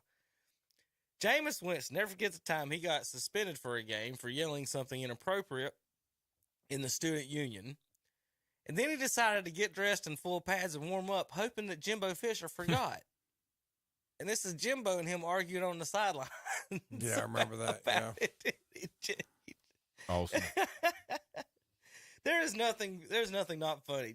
Jameis is going to be, I don't know. He should have his own show. He's going to end up being the most watched podcast, whatever, in the history of the world. Who's he playing with now? He's still in New Orleans, isn't he? Okay, yeah. All right, so UConn wins a national championship, guys, and did it with ease. My stat of the week on that They killed everybody, didn't they? They did. Just want to say somebody was perfect on their picks last week. Who? Me? You said somebody. Me? So you finally got 2 right. He got 2 right. I got 3 right. 2. 3? Tom. You had to get both Final Four games right, then the championship game right, Terry. So all right, you did. 1, 2, 3, Terry. Well, okay. So 13 of the last 16 national champions have been won by a top 2 seed. How many? 13 of the last 16. Not this year. The exceptions: 2011, UConn. 2014, UConn. 2023, UConn. Wow. So if you want to be a national champion and not named UConn, you got to be a top 2 seed the last 16 years, except UConn. Guys, can I ask y'all something while you're sitting here? No. Do you like live broadcasts while you are playing the game? What do you mean? With a player that is in the game? You talking about like this right hot here? mic? Like this right here, I think they're talking to Thomas. They and are. Thomas is going what he's going through. But, I mean, he's at +1. He's got to keep his mind focused on what's going on. I saw a baseball game last week, and who were they interviewing? Trey Turner, the shortstop for Philadelphia. And I'm like, every pitch could be a line drive to him, a hot shot to him, or something. And I'm like, you're talking to this guy. How can you be focused on the game going on while I have people up in a broadcast booth talking to me? You know, they should know they have different ways of being able to mic people without doing that. Like, I mean, I understand if you're in the dugout. Right. They've got shotgun mics and other ways to do that or something. But yeah, them playing, I don't see why that's. Yeah, I don't know why that would be allowed. I know they did anything. I know they did suspend the guy. What if the announcer's like, "Hey, Trey, here comes a curveball." Yeah, and all of a sudden here come a rocket at you. Well, hold on a minute. I know they did suspend the guy that got into it with the fan last week. I don't know if you guys saw that or not, but they wound up suspending him, I think, for 3 games. $800,000. I didn't see the fine. I saw the suspension for grabbing that dude's shirt. Just crazy. Well, you can't do that, but that is a little steep. Well, that's because his salary's so high. Okay. It was whatever game Zach said. Yeah, I think it was 3 games. $100,000. Here's you a nice birdie truck. Who gets that money is all I want to know. Do I get any of it? What if it goes into like a fund? The fines are supposed to go into their charity fund. Yeah, fund or something. Yeah. They wouldn't fine them so hard if it didn't go in their back pockets. NBA does that. All the fines go into. Well, Tiger's at +1. He birdie one. Yes, he did. Yeah, he did. He hit a shot over the water. He was 90 yards away, and it hit the flag. Oh, okay. And when it hit the flag, it pulled it 20 feet away from the hole, and he birdied it. That sucks. He's lucky it hit the flag and it went over the green. The last time he hit the flag there in the same hole, it knocked it back and it went to the water. I would have enjoyed that. Ooh, Thomas. He is you can see it in his face. He's the last year's Masters winner, so he's stressed. +1. He's probably going to be real close to the cut line. They said 52 players are are at +2 or under. Yeah. So they said that they take the top 50 and any ties. That's what they just said. I don't know if you guys saw that top 50 and any ties. Yep. I looked it up earlier. All right. Well, Koepka's still sitting in the lead. Rahm's still 2 back with 5 holes to go on that. All right. Back to the college basketball and sports. Caleb Love did announce he is now going to Michigan for the folks that didn't catch that. So he'll be now 1 year, I guess, as a Michigan. Well, can he do Wolverine? He's played 3 at Carolina. So they got that COVID year. So he's only got 1 left. I know. I know Baycott and all those other guys got that extra. I didn't know if he was the same year as those guys. All right, folks. Any other comments or things as far as the Final Four or women's Final Four or anything like that, or anything else going on? The championship would have been a little bit. I just think they were making the big deal out of the sportsmanship issue, but she was just doing back to that girl what she had done to other girls into the tournament. And from what I heard, this is something Curry done in the playoffs a couple years. Steph Curry, and maybe she picked it up from him. Well, but Caitlin Clark come right out and said that she did not mind what she did. We're in the age of if you do anything wrong, we're gonna attack you, and it's a joke. I mean, it was about her, and that girl had no trouble with it. So the rest of America just got to say, okay, adios. I didn't like I said, I don't really particularly care for that. But when I heard that she had done the same thing to other players, that, it just wasn't on such the grand stage because that was the championship game. So everybody saw the LSU player do it. And it's like, she's done, she's terrible. And then of course, and it becomes a divisive issue. You will say this about certain players, but not others. And I think the real case was one was much more visible, but before you call the girl out and say she's terrible, you need to do your research a little bit and say, the other girl did it in other games that weren't as visible. Either way, one problem I have with it all is that neither of it is winning with grace, correct? I don't like it. I don't like it, period. Correct. Yeah. Right. I agree. So the question isn't like we do with politics. When one guy messes up, we're like, yeah, my guy broke the law, but your guys did too, so it doesn't count. So they don't cancel out each other. Yeah. They were both however you want to put unsportsmanlike. For whatever you what want does to do. What does every high school athlete in North Carolina have to sign? A sportsmanship pledge. But so let's say, Tom, let's put it in wrestling. I guess look at it this way. Let's say DX, everybody they beat, they do the DX sign on everybody. Well, if you're somebody who's never wrestled against them and you have no beef with them, but you do go against them and you beat them, do you get in their face and give the DX sign if they've never given you the DX sign personally? You understand what I'm saying? If someone's never been rude to you, Tom, or that girl's never give you or this guy's never been done something to you, why are you all of a sudden after you've won now getting? That would be like, Jordan dunked on Mutombo, right? And Mutombo never gave Jordan the finger. That would be like Mutombo winning the championship and then walking over to Jordan afterwards and then giving him the finger. Yeah. That's there is a difference. They're both however you want to say it, but there is a difference between winning and like, why are you worried about me instead of celebrating with your teammates? Right. It's all just. I don't know. Worry about being happy with your teammates as opposed to rubbing it in other people's faces. I think that's the issue that anybody should take, or the lesson we should all take as opposed to, who's right or wrong. The whole you did something wrong, I did something wrong thing. Let's wipe it out. Whatever. Yeah, I don't think it's I would tell both ladies that you set an example for others. Whether you want to admit that or not, and both of them set a bad example by doing that. Nobody's going to care next year. I'll put it that way. No, but in 5 or 6 months from now, it's just as a high school official, and Terry, that these younger kids emulate what they see the older kids doing. They do, and it just makes our job harder. I mean, because you're teaching the kids the wrong way, and Kevin's right. It's the wrong way to win. Go celebrate with your teammates. Go be happy with your teammates instead of trying to rub something in somebody else's face. It's just kind of. It's like in the NBA now when they score against somebody and they're holding their hands real low like you're too little to guard me. That's happening in high school every now. Time an NFL player makes a first down, they have to get up and make the first down. So, I mean, it's like Go watch football in the 80s and 70s. You don't see idiots doing that. I mean, it's just, after all, like, I made a first down, so I got to rub it in your face, Terry. I'm going to rub it in your face. What do you think about that? What do you think about my little sign there? It's like, I guess that's just the culture. Chad Johnson now. wearing his Hall of Fame jacket out there. What's that? Chad Johnson wearing his Hall of Fame jacket to the I do want to mention one thing. We're speaking of college basketball and all. Conference USA, Tom, can you give me their record? No, I'm giving him a plus here. Conference USA, you're from Charlotte. Your daughter's from Charlotte. Mm-hmm. Can you give me their record in the playoffs, in the CBI, in the their total NIT, record? and the I know they have a NCAA. Final Four appearance. Yeah. I couldn't give you their overall I'm record. Gonna tell you off the what. top of my head. Go ahead. Something tell me. in one, right? 18-3. 18-3 for Conference USA Really? in Pretty good. postseason This year. Yes. Okay.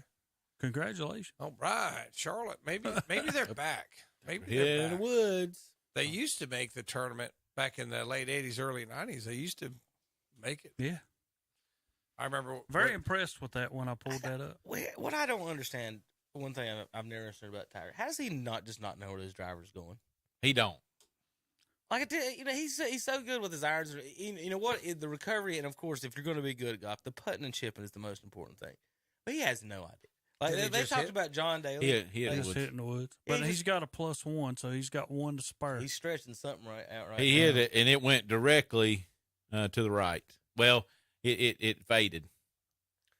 It's probably stretching something out because when you drive 118 miles an hour and get wrecked, it kind of throws a little monkey wrench into your health. Yeah, he's like Inspector Gadget now with And then once your girlfriend nurses you back to health, just go ahead and kick her out of the house and change the locks. Thanks a lot, sweetheart. See you later. What a guy. What a guy. What a great guy. That's who I want to be my friend. When we come back, more Tom. Who would be a better friend, Tiger Woods or Al Cowlings? We'll be back in a few minutes on KTCBroadcasting.com. They are there when you need them. We're talking about Shelby Heating and Air, where their customers come first. No matter the weather or the temperature, they'll be there to make sure you're comfortable. Ask about their safety furnace checkup for $99. Plus, ask about their up to $750 in rebates on select products. That's Shelby Heating and Air. Call 704-487-7877. Online at shelbyheating.com. See their page at whatsupshopper.com and like them on Facebook too. They are there when you need them. Hear that? That's the sound of a leaky roof. And if you're experiencing a leaky roof, call on Gaston Roofing. With over 3 generations of experience spanning over 80 years, Gaston Roofing serves Gaston, Lincoln, Cleveland, Rutherford, and York counties with metal roofing and fiberglass shingles. And they feature a lifetime shingles warranty, plus a 7-year labor warranty. They also do siding, doors, and gutters. Gaston Roofing, 1302 West Franklin Boulevard in Gastonia. For your free estimate, call 704-861-8166. Online at gastonroofing.com. Think of Keith's Customs in Cherryville for all of your car and truck restorations. Keith also does insurance work from start to finish. They can assure you of a just-like-new experience. Located on 150 next to Ferguson's Ace Hardware in Cherryville. Stop today and see the pros at Keith's Customs. Remember, there's no substitute for experience. Keith's Customs of Cherryville. Thank you, Dan. And don't forget, Keith's Customs in Cherryville is now open 9 to 6, Monday through Friday, 10 to 6 on Saturday. That's Keith's Customs in Cherryville. Built upon a solid foundation of cast iron and steel, the Kubota L-Series is part of our under 100 horsepower tractor lineup rated #1 for reliability. They feature powerful Kubota diesel engines and easy operation. The durable Kubota L-Series. Talk to your local Kubota dealer today to schedule a demo. Go to KubotaUSA.com for full disclaimer. Your Kubota dealer is Parker Farm Service, located at 126 Bessie Drive on Oak Grove Road at the Highway 74 bypass in Kings Mountain. Hey, folks, before you head out, head on into Bruner's Automotive in downtown Cherryville, where you get honest repairs with the job done right the first time. And right now, they're offering a spring oil change special for $59.95. Get your oil changed, tires rotated, and brakes checked, all for $59.95 for most vehicles. Plus, have your AC checked out, too. They do it all at Bruner's Automotive, 319 East Main Street, downtown Cherryville. Call 704-923-7612. Online at BrunerAutomotive.com and like them on Facebook, too. For breakfast or lunch, it's got to be the Firestone Grill in Gastonia. It's home cooking at its best. The Firestone Grill is open for breakfast 7 a.m. to 2 p.m. Monday through Saturday, and the lunch menu runs from 11 a.m. till 2 p.m. And don't forget about their big Sunday buffet bar with a server from 10:30 a.m. till 2 p.m. Plus a salad bar too. So make plans now for the best home cooking around. The Firestone Grill, 1325 West Franklin Boulevard in Gastonia. For orders to go, call 704-865-0079. The legend continues at the Firestone Grill in Gastonia. And keep in mind, Firestone Grill gift certificates for Christmas. And we're back on Saturday Morning Sports Talk with Kevin and the gang. We also want to remind our listeners always about 704-487-7877, Shelby Heating and Air. And you can also check them out online, shelbyheating.com, for all your heating and air needs. Before you turn that AC on, which you're going to need it next week. Doesn't seem like it today. You're going to need it next week. Call, make sure your AC is working properly. They can check it, clean it up for you, make sure it's ready to go. So once again, it's 704-487-7877, shelbyheating.com. Kevin. All right, welcome back to Saturday Morning Sports Talk. We got some of our awards in this week for our scholar athletes. Mason Avery over at West Lincoln, Bella Wood at North Lincoln, Catherine Hopkins at Lincoln High School, Will Fowler at Cherryville, Dalen Lee of Shelby, and Divinity Irvin of Kings Mountain High School. We're giving away those out, brought to you by McDonald's, and I want to thank them for sponsoring our Scholar Athlete Award, and our, obviously, most important to us, our breakfast every Saturday. Tom, you was wondering about your taxes and your breakfast right now. Currently, the Americans are now spending more on taxes than food and clothing combined. So, Zach, you was worried about your tea in the ocean. Well, there it is. Mm-hmm. All right, NBA. I got a bunch of fun stuff, NBA stuff. We're going to start with a question from the referees in the room. This is great. Here we go again. This is LeBron taking it to the rack. This is Terry. I'm not a basketball. Is he fouled? Oh my goodness. No. Terry, was he fouled on this? Now y'all can't hear it. Oh my gosh. Wait a minute. It gets better. Zach, if you would, not yet. If you would wait a second and listen. Because LeBron lets out a little yell here too, Zach. All right, Zach. Now hit it.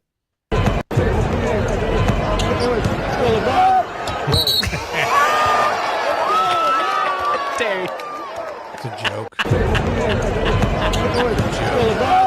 your faux joke. That's your faux joke. And then he flexes. It's a joke. Gosh. LeBron crossed over. The guy guarding backed off. Now once he put his hands up, like, what are you calling? And then LeBron flexes. And he complains about not getting called. I don't get. He pushed off. Yes.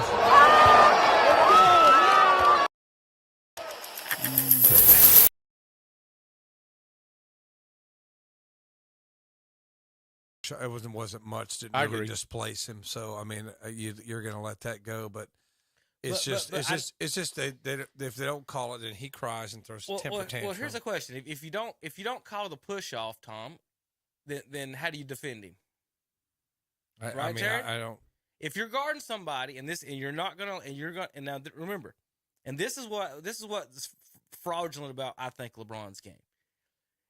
Let's say if Michael's 6'3", what does his game translate to?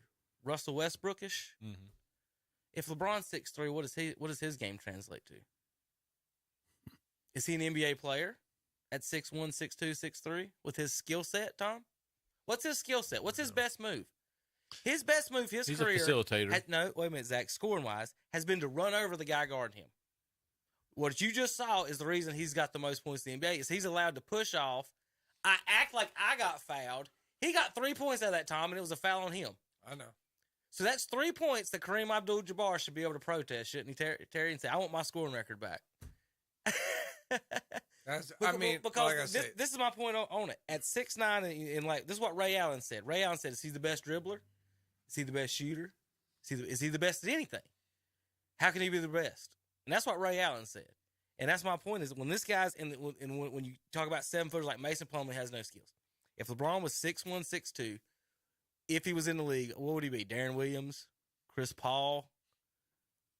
Like Chris Paul's pretty good. I know that, but he's not the all-time leading scorer. Like he's not getting away with that. I'm not calling nothing.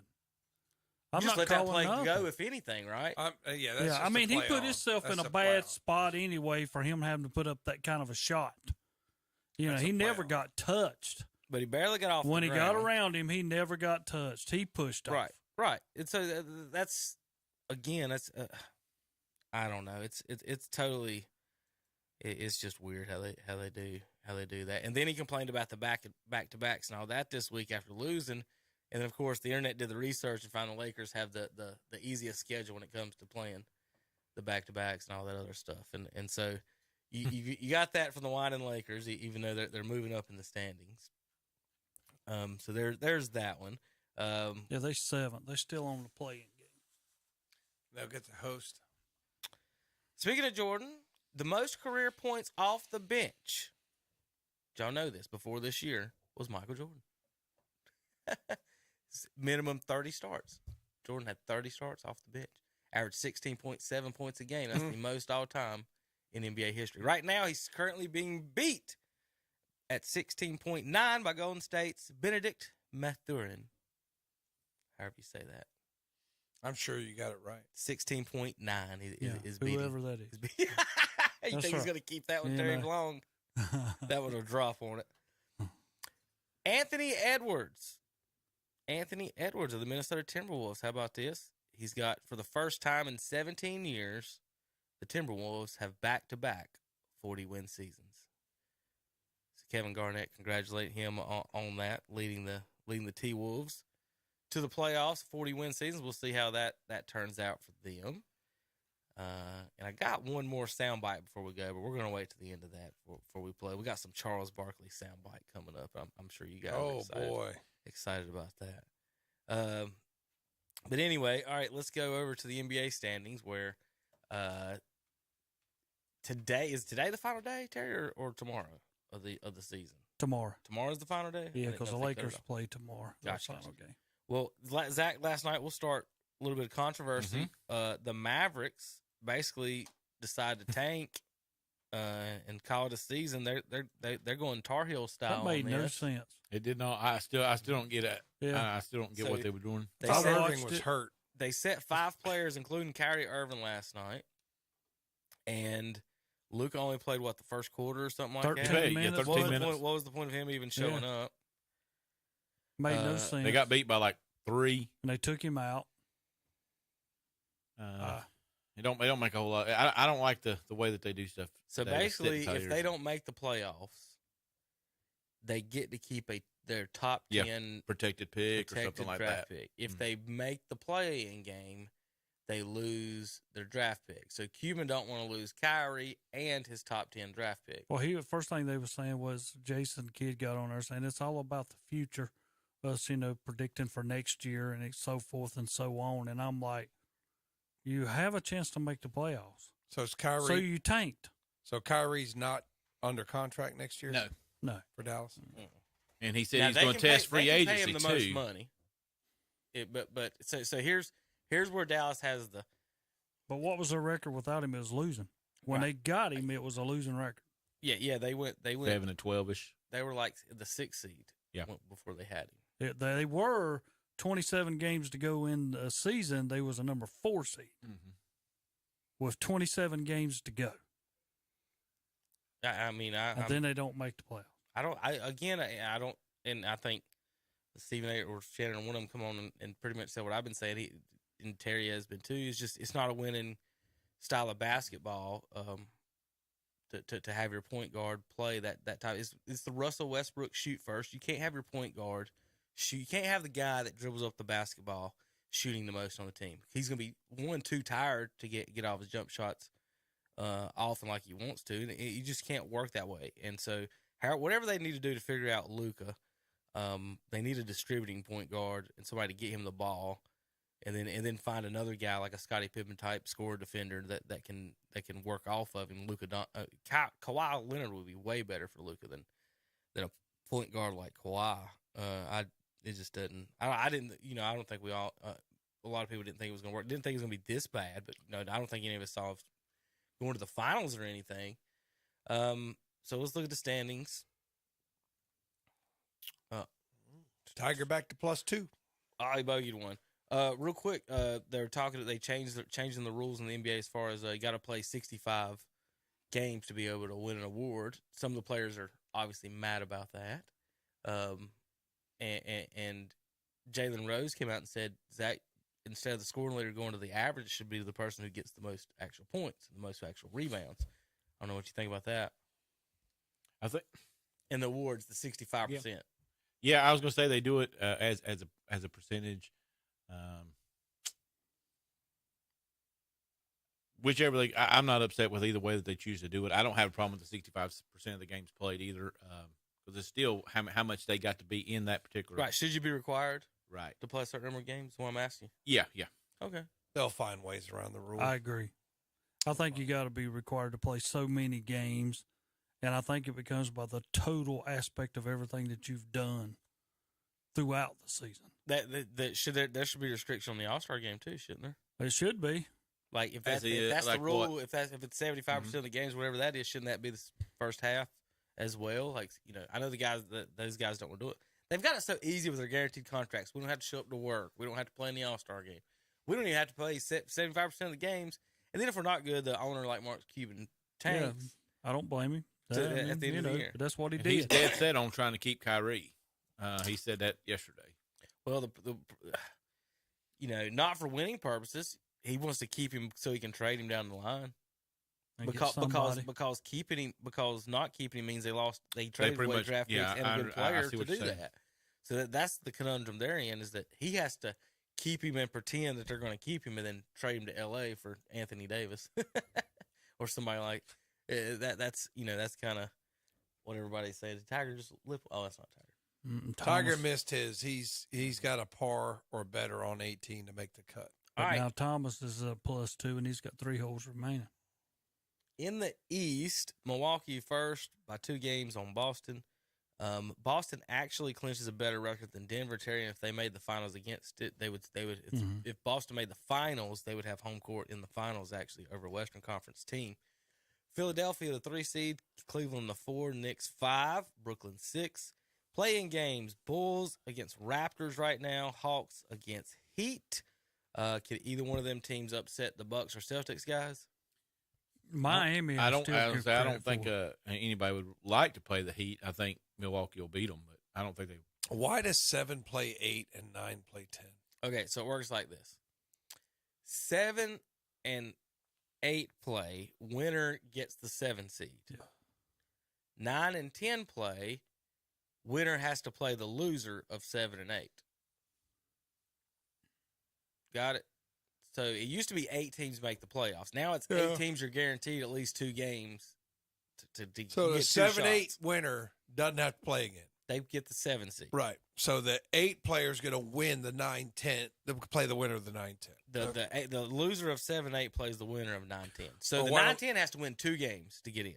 So what I would do is like 7-10, whoever wins 7 seed. 8-9, whoever wins 8 seed. I don't know. That's just the way. Well, they don't want the 9-10 jumping over the 8. I guess. So that's their. So they also voted to have an in-season tournament. I don't know what that's going to do. How that's going to. What? Yes, the NBA was now. They're going to reduce the games and at some point, and then now they're going to have an in-season tournament. I don't know what's going to determine. So like I said, it's getting all kinds of gimmicky, whatever. Like what makes you got 82 games? What makes me want to keep going to a Charlotte Hornets game? Like I just talking to $1 kids, beer night. Like talking to those right. Talking to those kids, and they're just like, "Who's your favorite player?" Every one of them's LaMelo. Name me another one. So Terry don't run his mouth enough, I guess. And then you go to the games, and the stars on the other team don't even play. PJ don't run his mouth enough. Is that what it is? The Hornets. Well, anyway, there's your Eastern Conference right now. So Cleveland against the Knicks. Tom, how you feel about that? We just split with them recently. I like the fact that we have home court advantage, and we've played very well at home, 31-9 up there. Got a losing record on the road. Losing record. Just on like the a lot road, of the we looked at that. We looked at it. A lot of these teams do not play well on the road. Golden State's a 5 seed, and they're 10-30 on the road. But then what you got? 10-30. I mean, that's hard. I mean, then what you got? You got Giannis in the second round. Of course, we got some big guys to throw at him. We got Mobley and we got Allen if he's healthy. Well, that's the good thing about you guys as far as your whole team, Tom, is that there's not a team that I don't think say Philadelphia and has got Harden and top heavy and Embiid. You've guys got players that can throw at every one of these teams. As far as 1 through 5, I like your lineup actually better than a lot of those teams. I like it better in Philadelphia. Yeah, I mean, Garland's good. Mitchell's good. Jaylen Brown just got hurt. Did you see that? Yeah, he did. Cut his hand. He'll be all right. We'll be. Well, you see how he's cut his hand, Tom? No, watering his flowers. Watering his flowers. Really? How do you cut your hand watering flowers? Supposedly a cup fell. Dropped a vase. Yeah. Called or something. Tom, things happen. Yeah. I think it sounds like it. I don't think that's how he cut it. I think that's what he told him he did. Playoffs, Terry. His shooting hand's got a cut on it. He'll be all right. Yeah, he's going to the finals. Getting back to the Cavaliers, but Osman can give you a good game. LeVert can give you a good game. I mean, they've like I said, Mitchell's their 40-point guy. If they need the big game, but then you've got big guys for Giannis you can build a wall on Giannis and make the other team try to shoot you out. Right, Boston's your most trouble, I think, because of the two wings if they're both healthy. But Embiid, with the big man in the middle you guys got, I think he helps out so much. Randall, he just offsets all of them, and I think that you're in a good spot. Donovan Mitchell has a good game. Y'all going to win whatever games he scores, 30 or 40 almost. I think. If he scores 30, I like our chances. Tiger's in the woods on 18. Now. Oh, on no. 18. Is Tiger in the woods? Oh, somebody's about to cheat, kick that joker in the fairway. Oh, you better be glad I'm not there because that sucker would be kicked in the creek. You could see Tom going over there. He goes, let me go, man. What are you doing? Tom, are you a fan of Tiger? Is that what it is? No, I'm not. I couldn't tell. Western Conference, Denver with a 1 seed with 2 games to go. I guess they could still lose that. Memphis game and a half back. That's impressive for Memphis. I mean, really, they were there last year too. Yeah, they were in the Western Conference Final. Sacramento in the 3rd spot. Phoenix has clinched the 4th. And talk about tankathon end of the year. Golden State and the Clippers are doing their best not to have to play Phoenix in that 5 seed. In the meantime, the Lakers are sitting there. They just got beat by the Clippers. The Clippers have beat the Lakers 11 straight times. I saw that. And then now when you look up, the Pelicans are a half a game. The Pelicans are 1 game out of the 5 seed. Mm-hmm. Well, my whole deal is when you look and you see Golden State as a 5 seed, and like you said, they're 10-30 on the road, but they're number 5. Means they're really good at home. There's no place like home, Terry. Right. Does Golden State really want the Phoenix Suns in round 1? That would be the money maker for the NBA. Oh yeah. Do they want them? Probably not. I don't think anybody wants. Phoenix is. I think they said undefeated when they had their when. Well, Durant's 8-0 in Phoenix. Yeah, I think they're undefeated. So wait, Tom. 8-1. Is it 1? I think I wondered if it was 1 or 0. It's going to be Not tough. with him. It's going to be tough with him on the court. He hadn't lost. Listen to this. Here's how impressive that is, y'all. He almost has as many wins in Phoenix as Golden State has road wins. They got 10 road wins.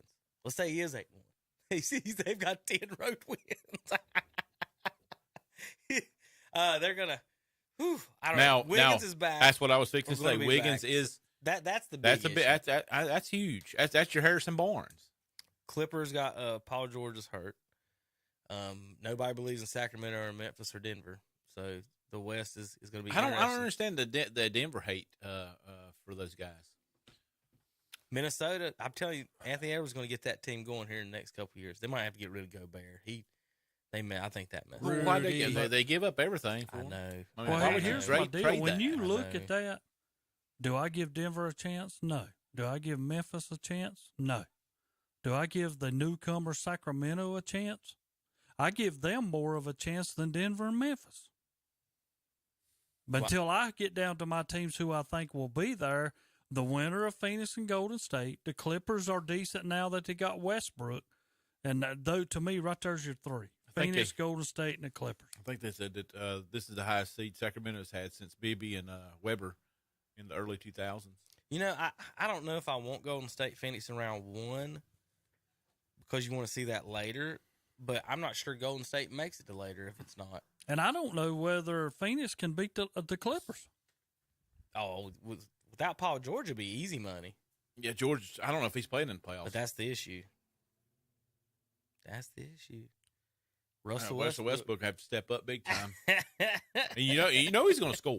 I mean, well, you picking Westbrook? All right, what's Tiger doing here? He's walking up 8. He's got it back in the fairway. He's got to get it. He's got to get a so par. We're gonna have the ending. Yeah, he's getting soaking wet. That's good. That don't mean a thing, Tom, if he gets a par. He's got to hit it close and hit it in to stay in the tournament. Yeah, we're gonna be here to see it. Yeah, we're gonna be here to see it. So look at this shot. Yeah, Smith. Is he the defending champion? No, it was the guy with the pink shirt on a minute ago. I can't remember what his last. But he's in LIV now, right? Yes, he is. That's what I was thinking. Adam Scott's had a rough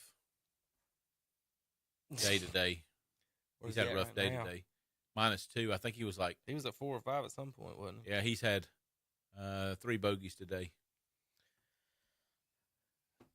All right, real quick, if the playoffs, Oklahoma's at the 10 seed, Minnesota the 9, Pelicans are 8 and 7. They would play each other. Big man they're saying it will not be for the play-in game and don't know about the playoffs. Zion Williamson not returning for that, so he's always hurt. Clippers at 6 would have to play Sacramento. Sitting on a bench. Phoenix and Golden State would be round 1, and then of course Denver and Memphis would get the winners of the playing guys. All right, Tiger's walking up 8-10. We're going to talk about him in just a minute. When we come back, real quick though, I've got some more audio for us here. Let me pull this up. This is this is Barkley, and I don't even know what to say about this one. Like, this is just, he's a national treasure is all you can say sometimes. Let me get it pulled up. My mother loves Charles Barkley. It's funny. She loves Charles Barkley. She loved him when he played. The things that he's willing to talk about and say is just fun. So this is him doing an interview with Ernie Johnson on his podcast. All right, Zach, go ahead. And this is him and Ernie Johnson talk about problems on the road. 330. Here's call number 1.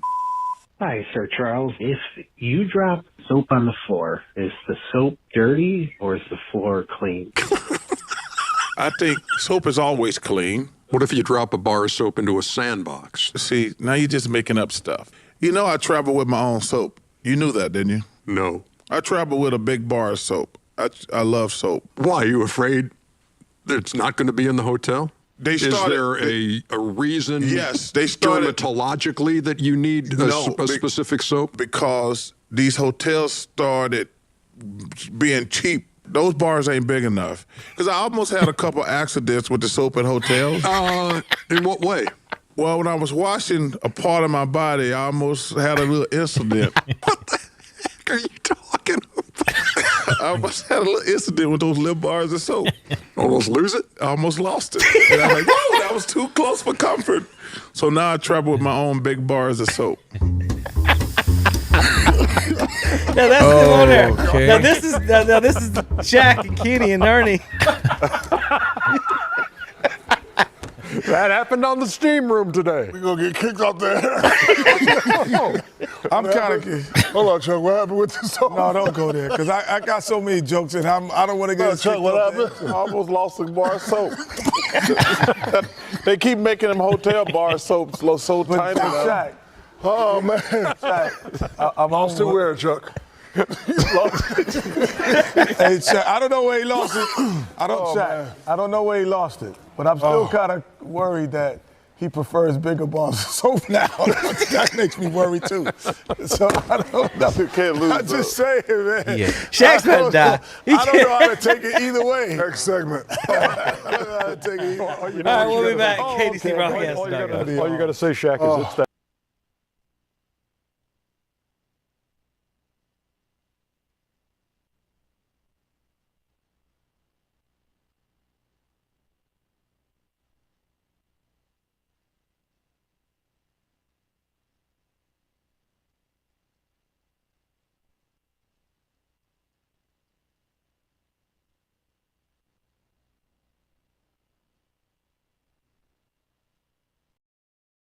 At whatsupshopper.com and like them on Facebook too.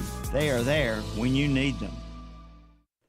Head to Oak Grove Auto Sales, Service, and Body Shop for your next new-to-you vehicle. Check out the great deals like a 2016 Ford Explorer XLT with only 67,000 miles, priced at $22,995. A 2017 Nissan Altima with only 36,000 miles, priced at $20,995. And a 2014 Mercedes-Benz GLK 350 with only 81,000 miles, priced at $19,995. Oak Grove Auto Sales, Service, and Body Shop, 522 Oak Grove Road, Kings Mountain. Online at oakgroveauto.com.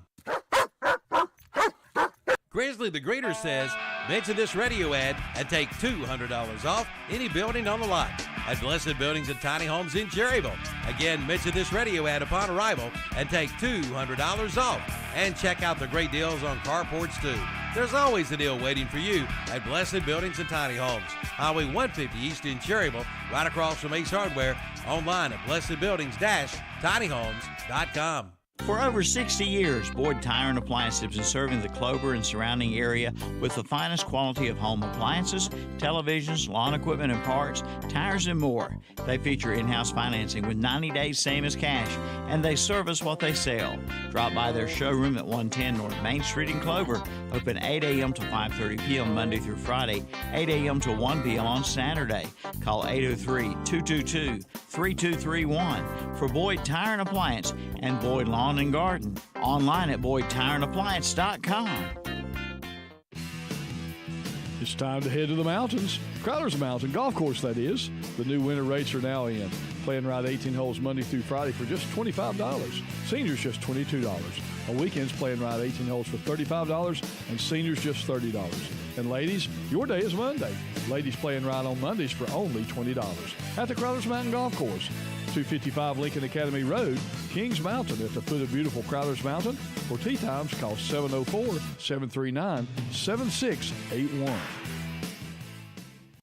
For over 40 years, the Captain's Cap Family Fish House on Linwood Road in Gastonia has been serving our area with the finest seafood. And once again last year, they were voted the winner of the best seafood restaurant in Gaston County. Right now, they have several employment opportunities. The Captain's Cap Family Fish House, 3140 Linwood Road in Gastonia. Online at thecaptainscap.com. For orders to go, call 704-865-7433. And we're back on Saturday Morning Sports Talk with Kevin and the gang. I thought I'd turn my mic on. And one more time, we want to remind our listeners with Shelby Heating Air, 704-487-7877. Tom, Tim, and more. Check them out online, shelbyheating.com, for all your heating and air needs. You could check them out for a air conditioner check. You're going to need that thing next week. Get them to check it out, clean it up, make sure it's functioning properly. Once again, give them a call, 704-487-7877, and that's Tiger to make the cut. Good putt. And he will not miss it. Make the cut. 6 that's inches a right. shame. It was a good putt. 35 probably foot putt up the hill. Terry looks disappointed. His shot was. Well, you top 50, ain't that what they said? His shot was left. Could go to +3. It could. Right, he's going to be in the 53 range once he gets in right here, and I think he's going to miss. You think he's going to miss this putt? The cut. Oh. So if you'll see, folks at home, players on the cut line is still +2. Yeah, he's about to be off of it. So on 18 today, it's in the back left corner up the hill, kind of like a little putt like hill there, and he hit the front of the hill on the left, and he sucked it back, and it caught the downhill. The ball was about 10 feet away to the left, but when he sucked it back, it caught the hill. Now he ended up 35 feet away and couldn't make it. What, Terry?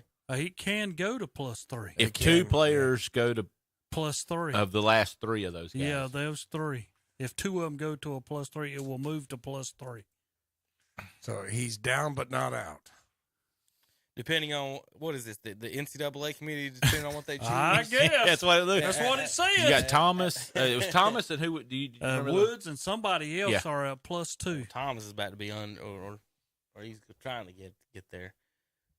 So Tiger is right now. He's out of the cut line. Sung J M, Justin Thomas, Tiger Woods, Keith Mitchell, Taylor Gooch, JT Poston are all at +2. It's still showing +3 is out of the tournament right now on the leaderboard. He said the three that were playing would determine if the line goes to +3. Tiger, Thomas, and one other guy that's still on the course. Well, if it goes to +3, Schwartzel, Horschel, Stallings, Yeah, and if Peters two of will those get three in. finish at a +3. That's Then we kind of got- weird. Then we got all kinds of trauma, Tom. You can't do your weird rules. celebration dance yet. Yeah, I guess I won't be watching. You if got to he wait a makes the few cut. minutes to see if you get to do the celebration dance. Well, while we're doing that, we'll do some more fun. How about this one? This is Eric Mouton, I think, and this is him. That time I popped the killer's helmet off and told him he can see me whenever, and he replied, "I'll kill you." He popped whose helmet off? That's Aaron Hernandez. Oh, it's over here. I can see it now. Yeah, he knocked Aaron Hernandez's head off. Oh, Told him yeah. he could see him Oh, my whenever. goodness. Aaron Hernandez replied, "I'll kill you." He said, "Little did I know." That's a little scary one. How about this one, Zach? You're going to like this one. Y'all do remember that Jim McMahon is a 2-time Super Bowl champion. He is. He showed up at the White House to meet Bill Clinton for this Packers championship wearing his Chicago Bears jersey. Wow. Standing right behind Brett Favre. Oh, that's and awesome. President Clinton and Mike Holmgren. There's Jim McMahon in his glasses wearing a Bears jersey at the Packers Super Bowl championship. So Jim McMahon, guys, if we're keeping count, has more Super Bowls than Favre and Aaron Rodgers. And Dan Marino. And just as many as they do in Green Bay. Jim McMahon. What, he should be a Hall of Famer. What year was that? 94, wasn't it? 95. 95, something like that. Yeah, tail end of his career when he was a backup then. Yeah. That was 96. 96. Uh-huh. Because Cowboys 92, 93, Yeah. 49ers 4, Cowboys 5, right. Packers in 96. with Did he Jim play McMahon. much that year? Well, no. The Iron Man's standing Yep. right there with Bill That's Clinton. right. He never got hurt. That's right. He didn't play. There's the walk of shame. Clinton's got a cane. I wonder what that was from. I don't remember him walking with a cane. Do you, Tom? No. In 96? Must have slipped on a blue dress or something. I'm not sure. Yeah, he might have been wore I out don't- from I some of don't- his women he brought in there. I don't remember him walking with a cane. All right, Zach. Still the same news. Nothing fresh out of Carolina. Any thoughts? Still on your quarterback situation? I'm still hoping that we do not take Bryce Young. I want C.J. Stroud, and I keep hearing rumblings that they like the guy that nobody thinks is going to go first. And if we go Richardson, I'm just going to roll it up. Wow. Who was that? John Thomas. Yeah, it looks like The cut line's going to +3. Yeah, it looks like the cut line's going to No, +3. well, what happened was, Terry. They got to him and told him, about to say, you just need to duff I'm not one right into quick. Conspiracy theories or anything, Tom, but they come on the TV and say, this guy needs a bogey for Tiger to make the Right, cut. you just need to duff and one. his You very next shot, he rope hooks one into the woods. I mean, that looked like me hitting the ball. Come on, bud. Yep. Like I said, I hope we do C.J. Stroud. Well, at 6'3", 220. CBS is like, we're going to lose $2 million Right, a if lot. he don't make That's this cut it. tomorrow. Right. Justin Thomas better hook this into the trees. And And he then look, he Rom sure just did. smokes his right down the middle. Well, and the other Ron, guy, yeah, he's trying to win, not worried about Tiger making the cut. well, I'm just talking about. I wasn't saying he want him to duff. I'm just saying he just, perfect. Here's M. He's on the line with +2 with the rest of them, too. So they need him to both. He needs to knock this in the water. Please hit it in the water. Oh, that's way short. Look how fat. Look at all that dirt he got. It's going. Splash. Oh, he hit one up there. Zooming back. That's going to be a tough par. Oh, he ain't par. Oh, he's not parring. No. Line's +3. Tiger, you're still safe. Hey, and we need a 3-putt. I got you guys. Long as think about it. Look, there it is. There. What's the odds? Cut will move to a +3 if either finish at a They're both +3. going to finish +3. There you go. If either finishes. Well, Freddie's definitely safe. Yeah. Couples is playing on the weekend, boys. Couples has got a shot. He's a plus. Well, at least one good guy is going to make it. Actually, his I want to say his grandparents were Italian immigrants, and his original name was Coppola, but they changed it. It's kind of like mine. You say my name Centofanti, but we changed it to Centofanti. I guess we're trying to masquerade as Americans. Stay under the radar. Stay under the radar. Half the people around here still don't know how to stay under the radar. All right, I got you, Anne Frank. Yeah, but yeah. So I've got to pull for Freddie Couples. I mean, I just can't. I mean, I know you guys like Tiger, and I know a lot of people do, and I don't blame you. I'm a Greg Norman fan. I liked Greg Norman. Get to come. I liked VJ. I liked a lot of the guys that were good in the '90s. I just cannot pull for Tiger Woods. I want one of y'all two. Well, I want to say something right now. Go ahead, say something. You got Thomas getting ready to shoot. Now, he's got to go between these two trees straight up in that middle, and he hit that one, yanked it left. Yep. And now he's got to hit right through here. If I send people over to the left, there's no way I'd be standing They're there. maniacs. They really are. I don't know. I don't get it. You're not going to have time to think if one of them balls comes shooting out through there.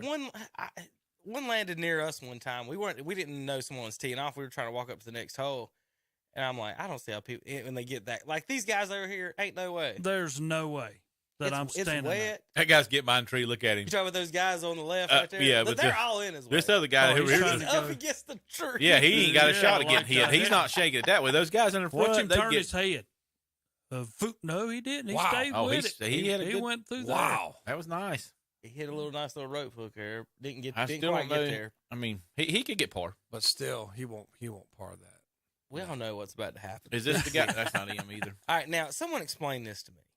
Why is a Kansas City football player throwing out the first pitch at a Cleveland Indians game? Travis Kelce. Here's Travis Kelce. He was this horrible is the too. worst. Oh yeah, this might be the even worst good. one He's ever. straight into the dirt. He's from Cleveland. Yeah, this is not even good. He's from Cleveland, so he can't go to a Royals game and get his fans. He's scared to catch her. Here's Travis Kelce with a windup and the pitch. Boop! He hit the grass. That's what I'm saying. Even Halfway. the catcher getting out of the way. He hit the grass. He's being an idiot. Just toss it, man. What are you trying to fire a fastball for? Try to fire a fastball. He fired it straight to the ground. I know. He's an idiot. I like Travis Kelce. He's just an idiot. That ball. This is why I play football. That ball went 25 feet. I mean, seriously. So it's 60 feet. I probably went 40 tops. And the catcher's out there with no nothing, 45 no tops, gear. The problem is their inner athlete gets the best of them. I got to burn 80 miles an hour to show everybody how I can play any sport because I'm a great He made athlete. himself look like an idiot. And then I was trying to cover home there. I was wondering why he's running home. Because he's an idiot. But why would the Indians even bring him out there? He's from Cleveland. Yeah, but you're celebrating another city's championship. Let's bring out this guy who won another city because this guy's from Cleveland. He's from Cleveland. All right, so when LeBron wins the championship this year, you're going to bring him in to throw out the first pitch? Kevin. Same thing. Terry, No. what do you think? LeBron should throw out the first pitch? He should. That don't make no sense. When he retires, The question bring is- him in. Hey, dude, you're from Cleveland. Thanks for coming. The Not question- now when he's stomping us into the ground. The question is if LeBron throws What fan? Real quick, Zach. Yeah, What go ahead. person in that stands, Thomas, cheering for Travis Kelce? A lot of them. He's a hometown kid.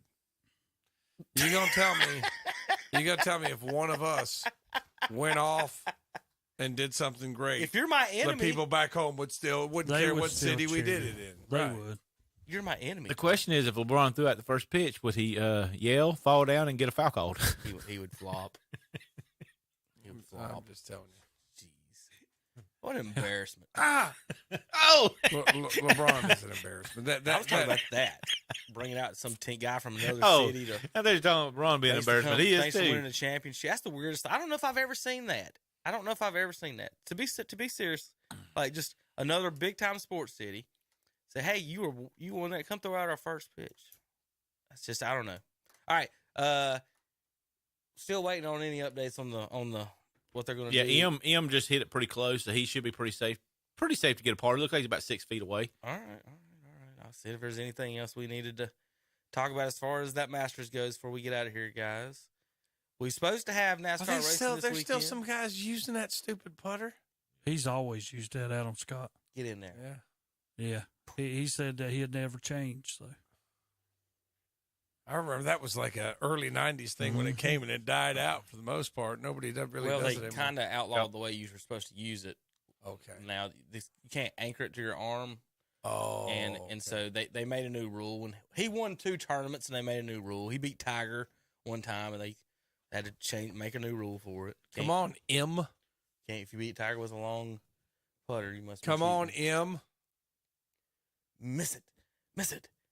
Bang into the clown's mouth. But now it's Thomas. Thomas is way off. Thomas is. They got to him. They couldn't get to M. They have got to Thomas. Couples at 63 is the oldest to make the cut. Congratulations, Freddie. Couples. Congratulations, Freddie. Congratulations. Is Freddie. this from the other fairway? Where's he at? That's not the shot. That's not the fairway. That's a different hole. That's a different. That's Young. He's the one that shanked it right when.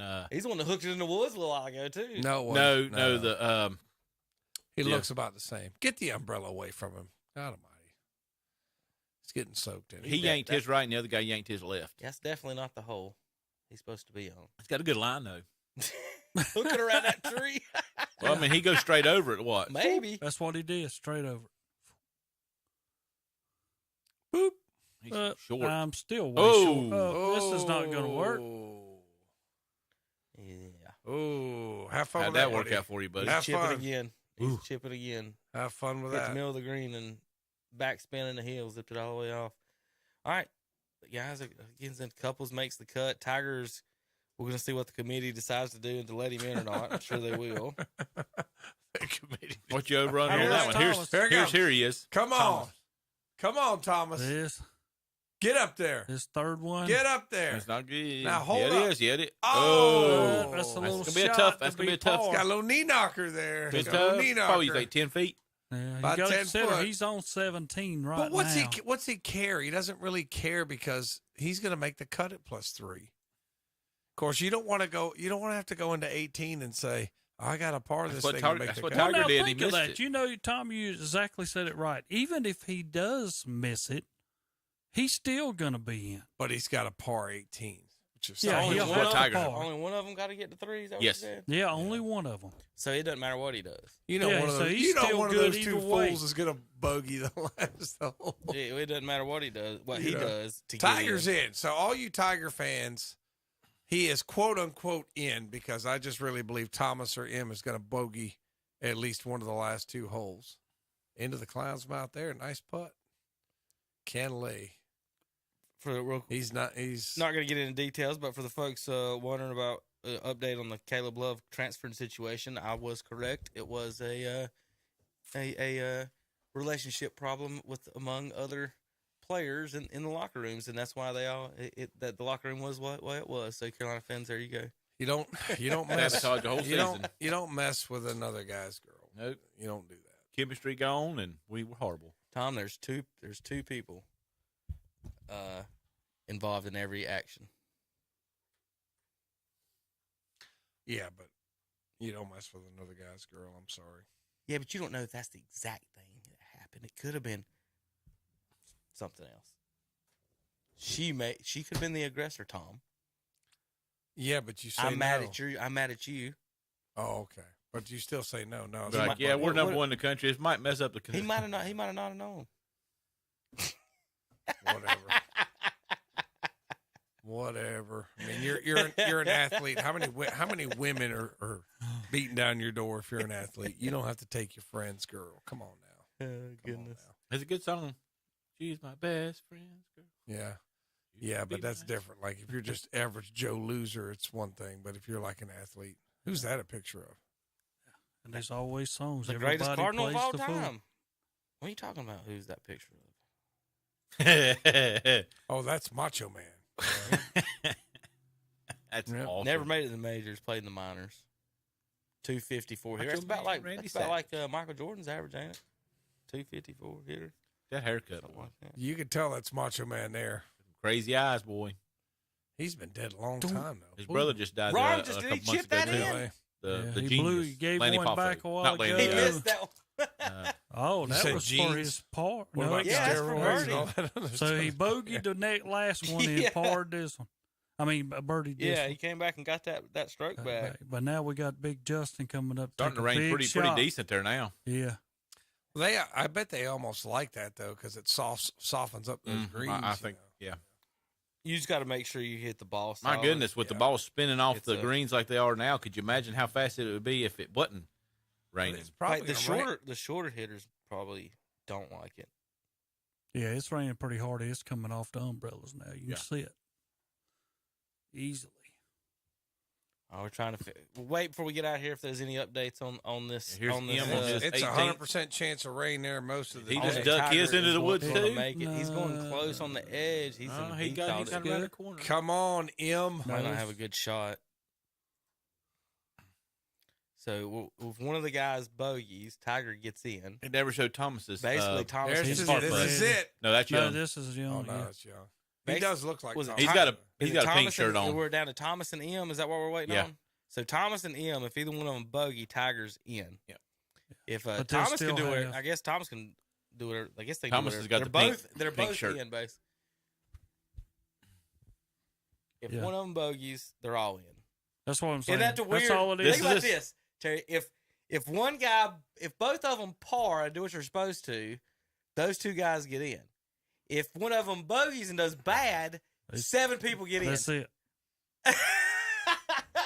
Not often is it. If I do worse, Here it is. 8 people Full get in. par. Here it is. So this, if he gets in, Tiger's on the verge of I told Tiger's in. Tiger's makes the back cut. in. He's still got one more hole Justin to play. Thomas missed by a ball, and now Tiger's in. All you Tiger fans, you get to watch Tiger. He'd this have to birdie weekend. 18, right? He'd have to knock He'd have to Tiger birdie out. 18, yeah. And M would have to par. Yeah, it don't matter now. M would have to par. Only one of them had to do that. Oh, was M on 18? M's on 18 now, but it don't matter, right? Because only one of them had to bogey to get Tiger in. Now M can't. There you go. Now M can't do worse than a bogey to stay. Tiger in. Woods He is can't in. double or triple. But Justin Thomas misses a putt on 17, and that's going to put probably Tiger in the tournament. He said it was rain.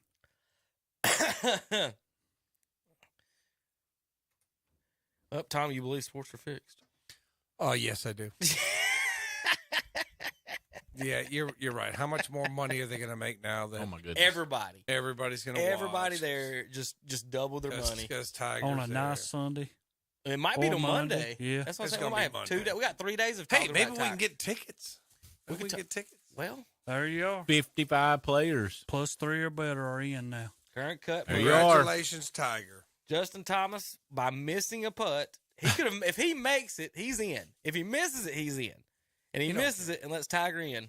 If he misses it, he's in, and there's probably an extra couple of zeros. But now in his here's, bank here's account. your problem. Yep. Not He Nike is or at a Tyler's plus just sent him 3. another extra check. That's what I said about Now Paul he's Menard. got to at least have a par, He's or got a he's par. going to be Or out. he's out. And who cares about him? Nobody cares about that. That would be funny if he bogeyed and he missed the tournament. Might have to sit here and watch that finish up as we end the show. This weekend on KTC Broadcasting, Atlanta Braves baseball tonight 7:00. It's against the San Diego Padres. Got NASCAR Cup Series Bristol Dirt Racing tomorrow at 6:00 on WCSL.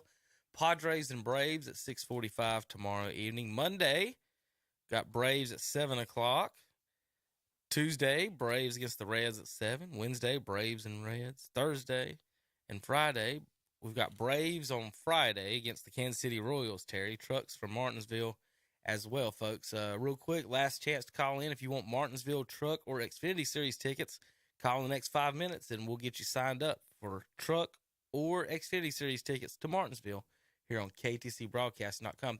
Thank everybody for coming in this weekend. Anybody got any other final thoughts, announcements, or anything before we get out of here? Everybody have a blessed, safe, and happy Easter. Happy Easter. Hot damn eggs. Do not shoot the Easter Bunny until he comes to my house and drops off his eggs first.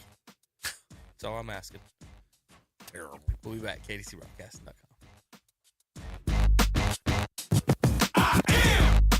incredible man. I only do things incredible can. Cause I am the seed of a chosen breed. You don't see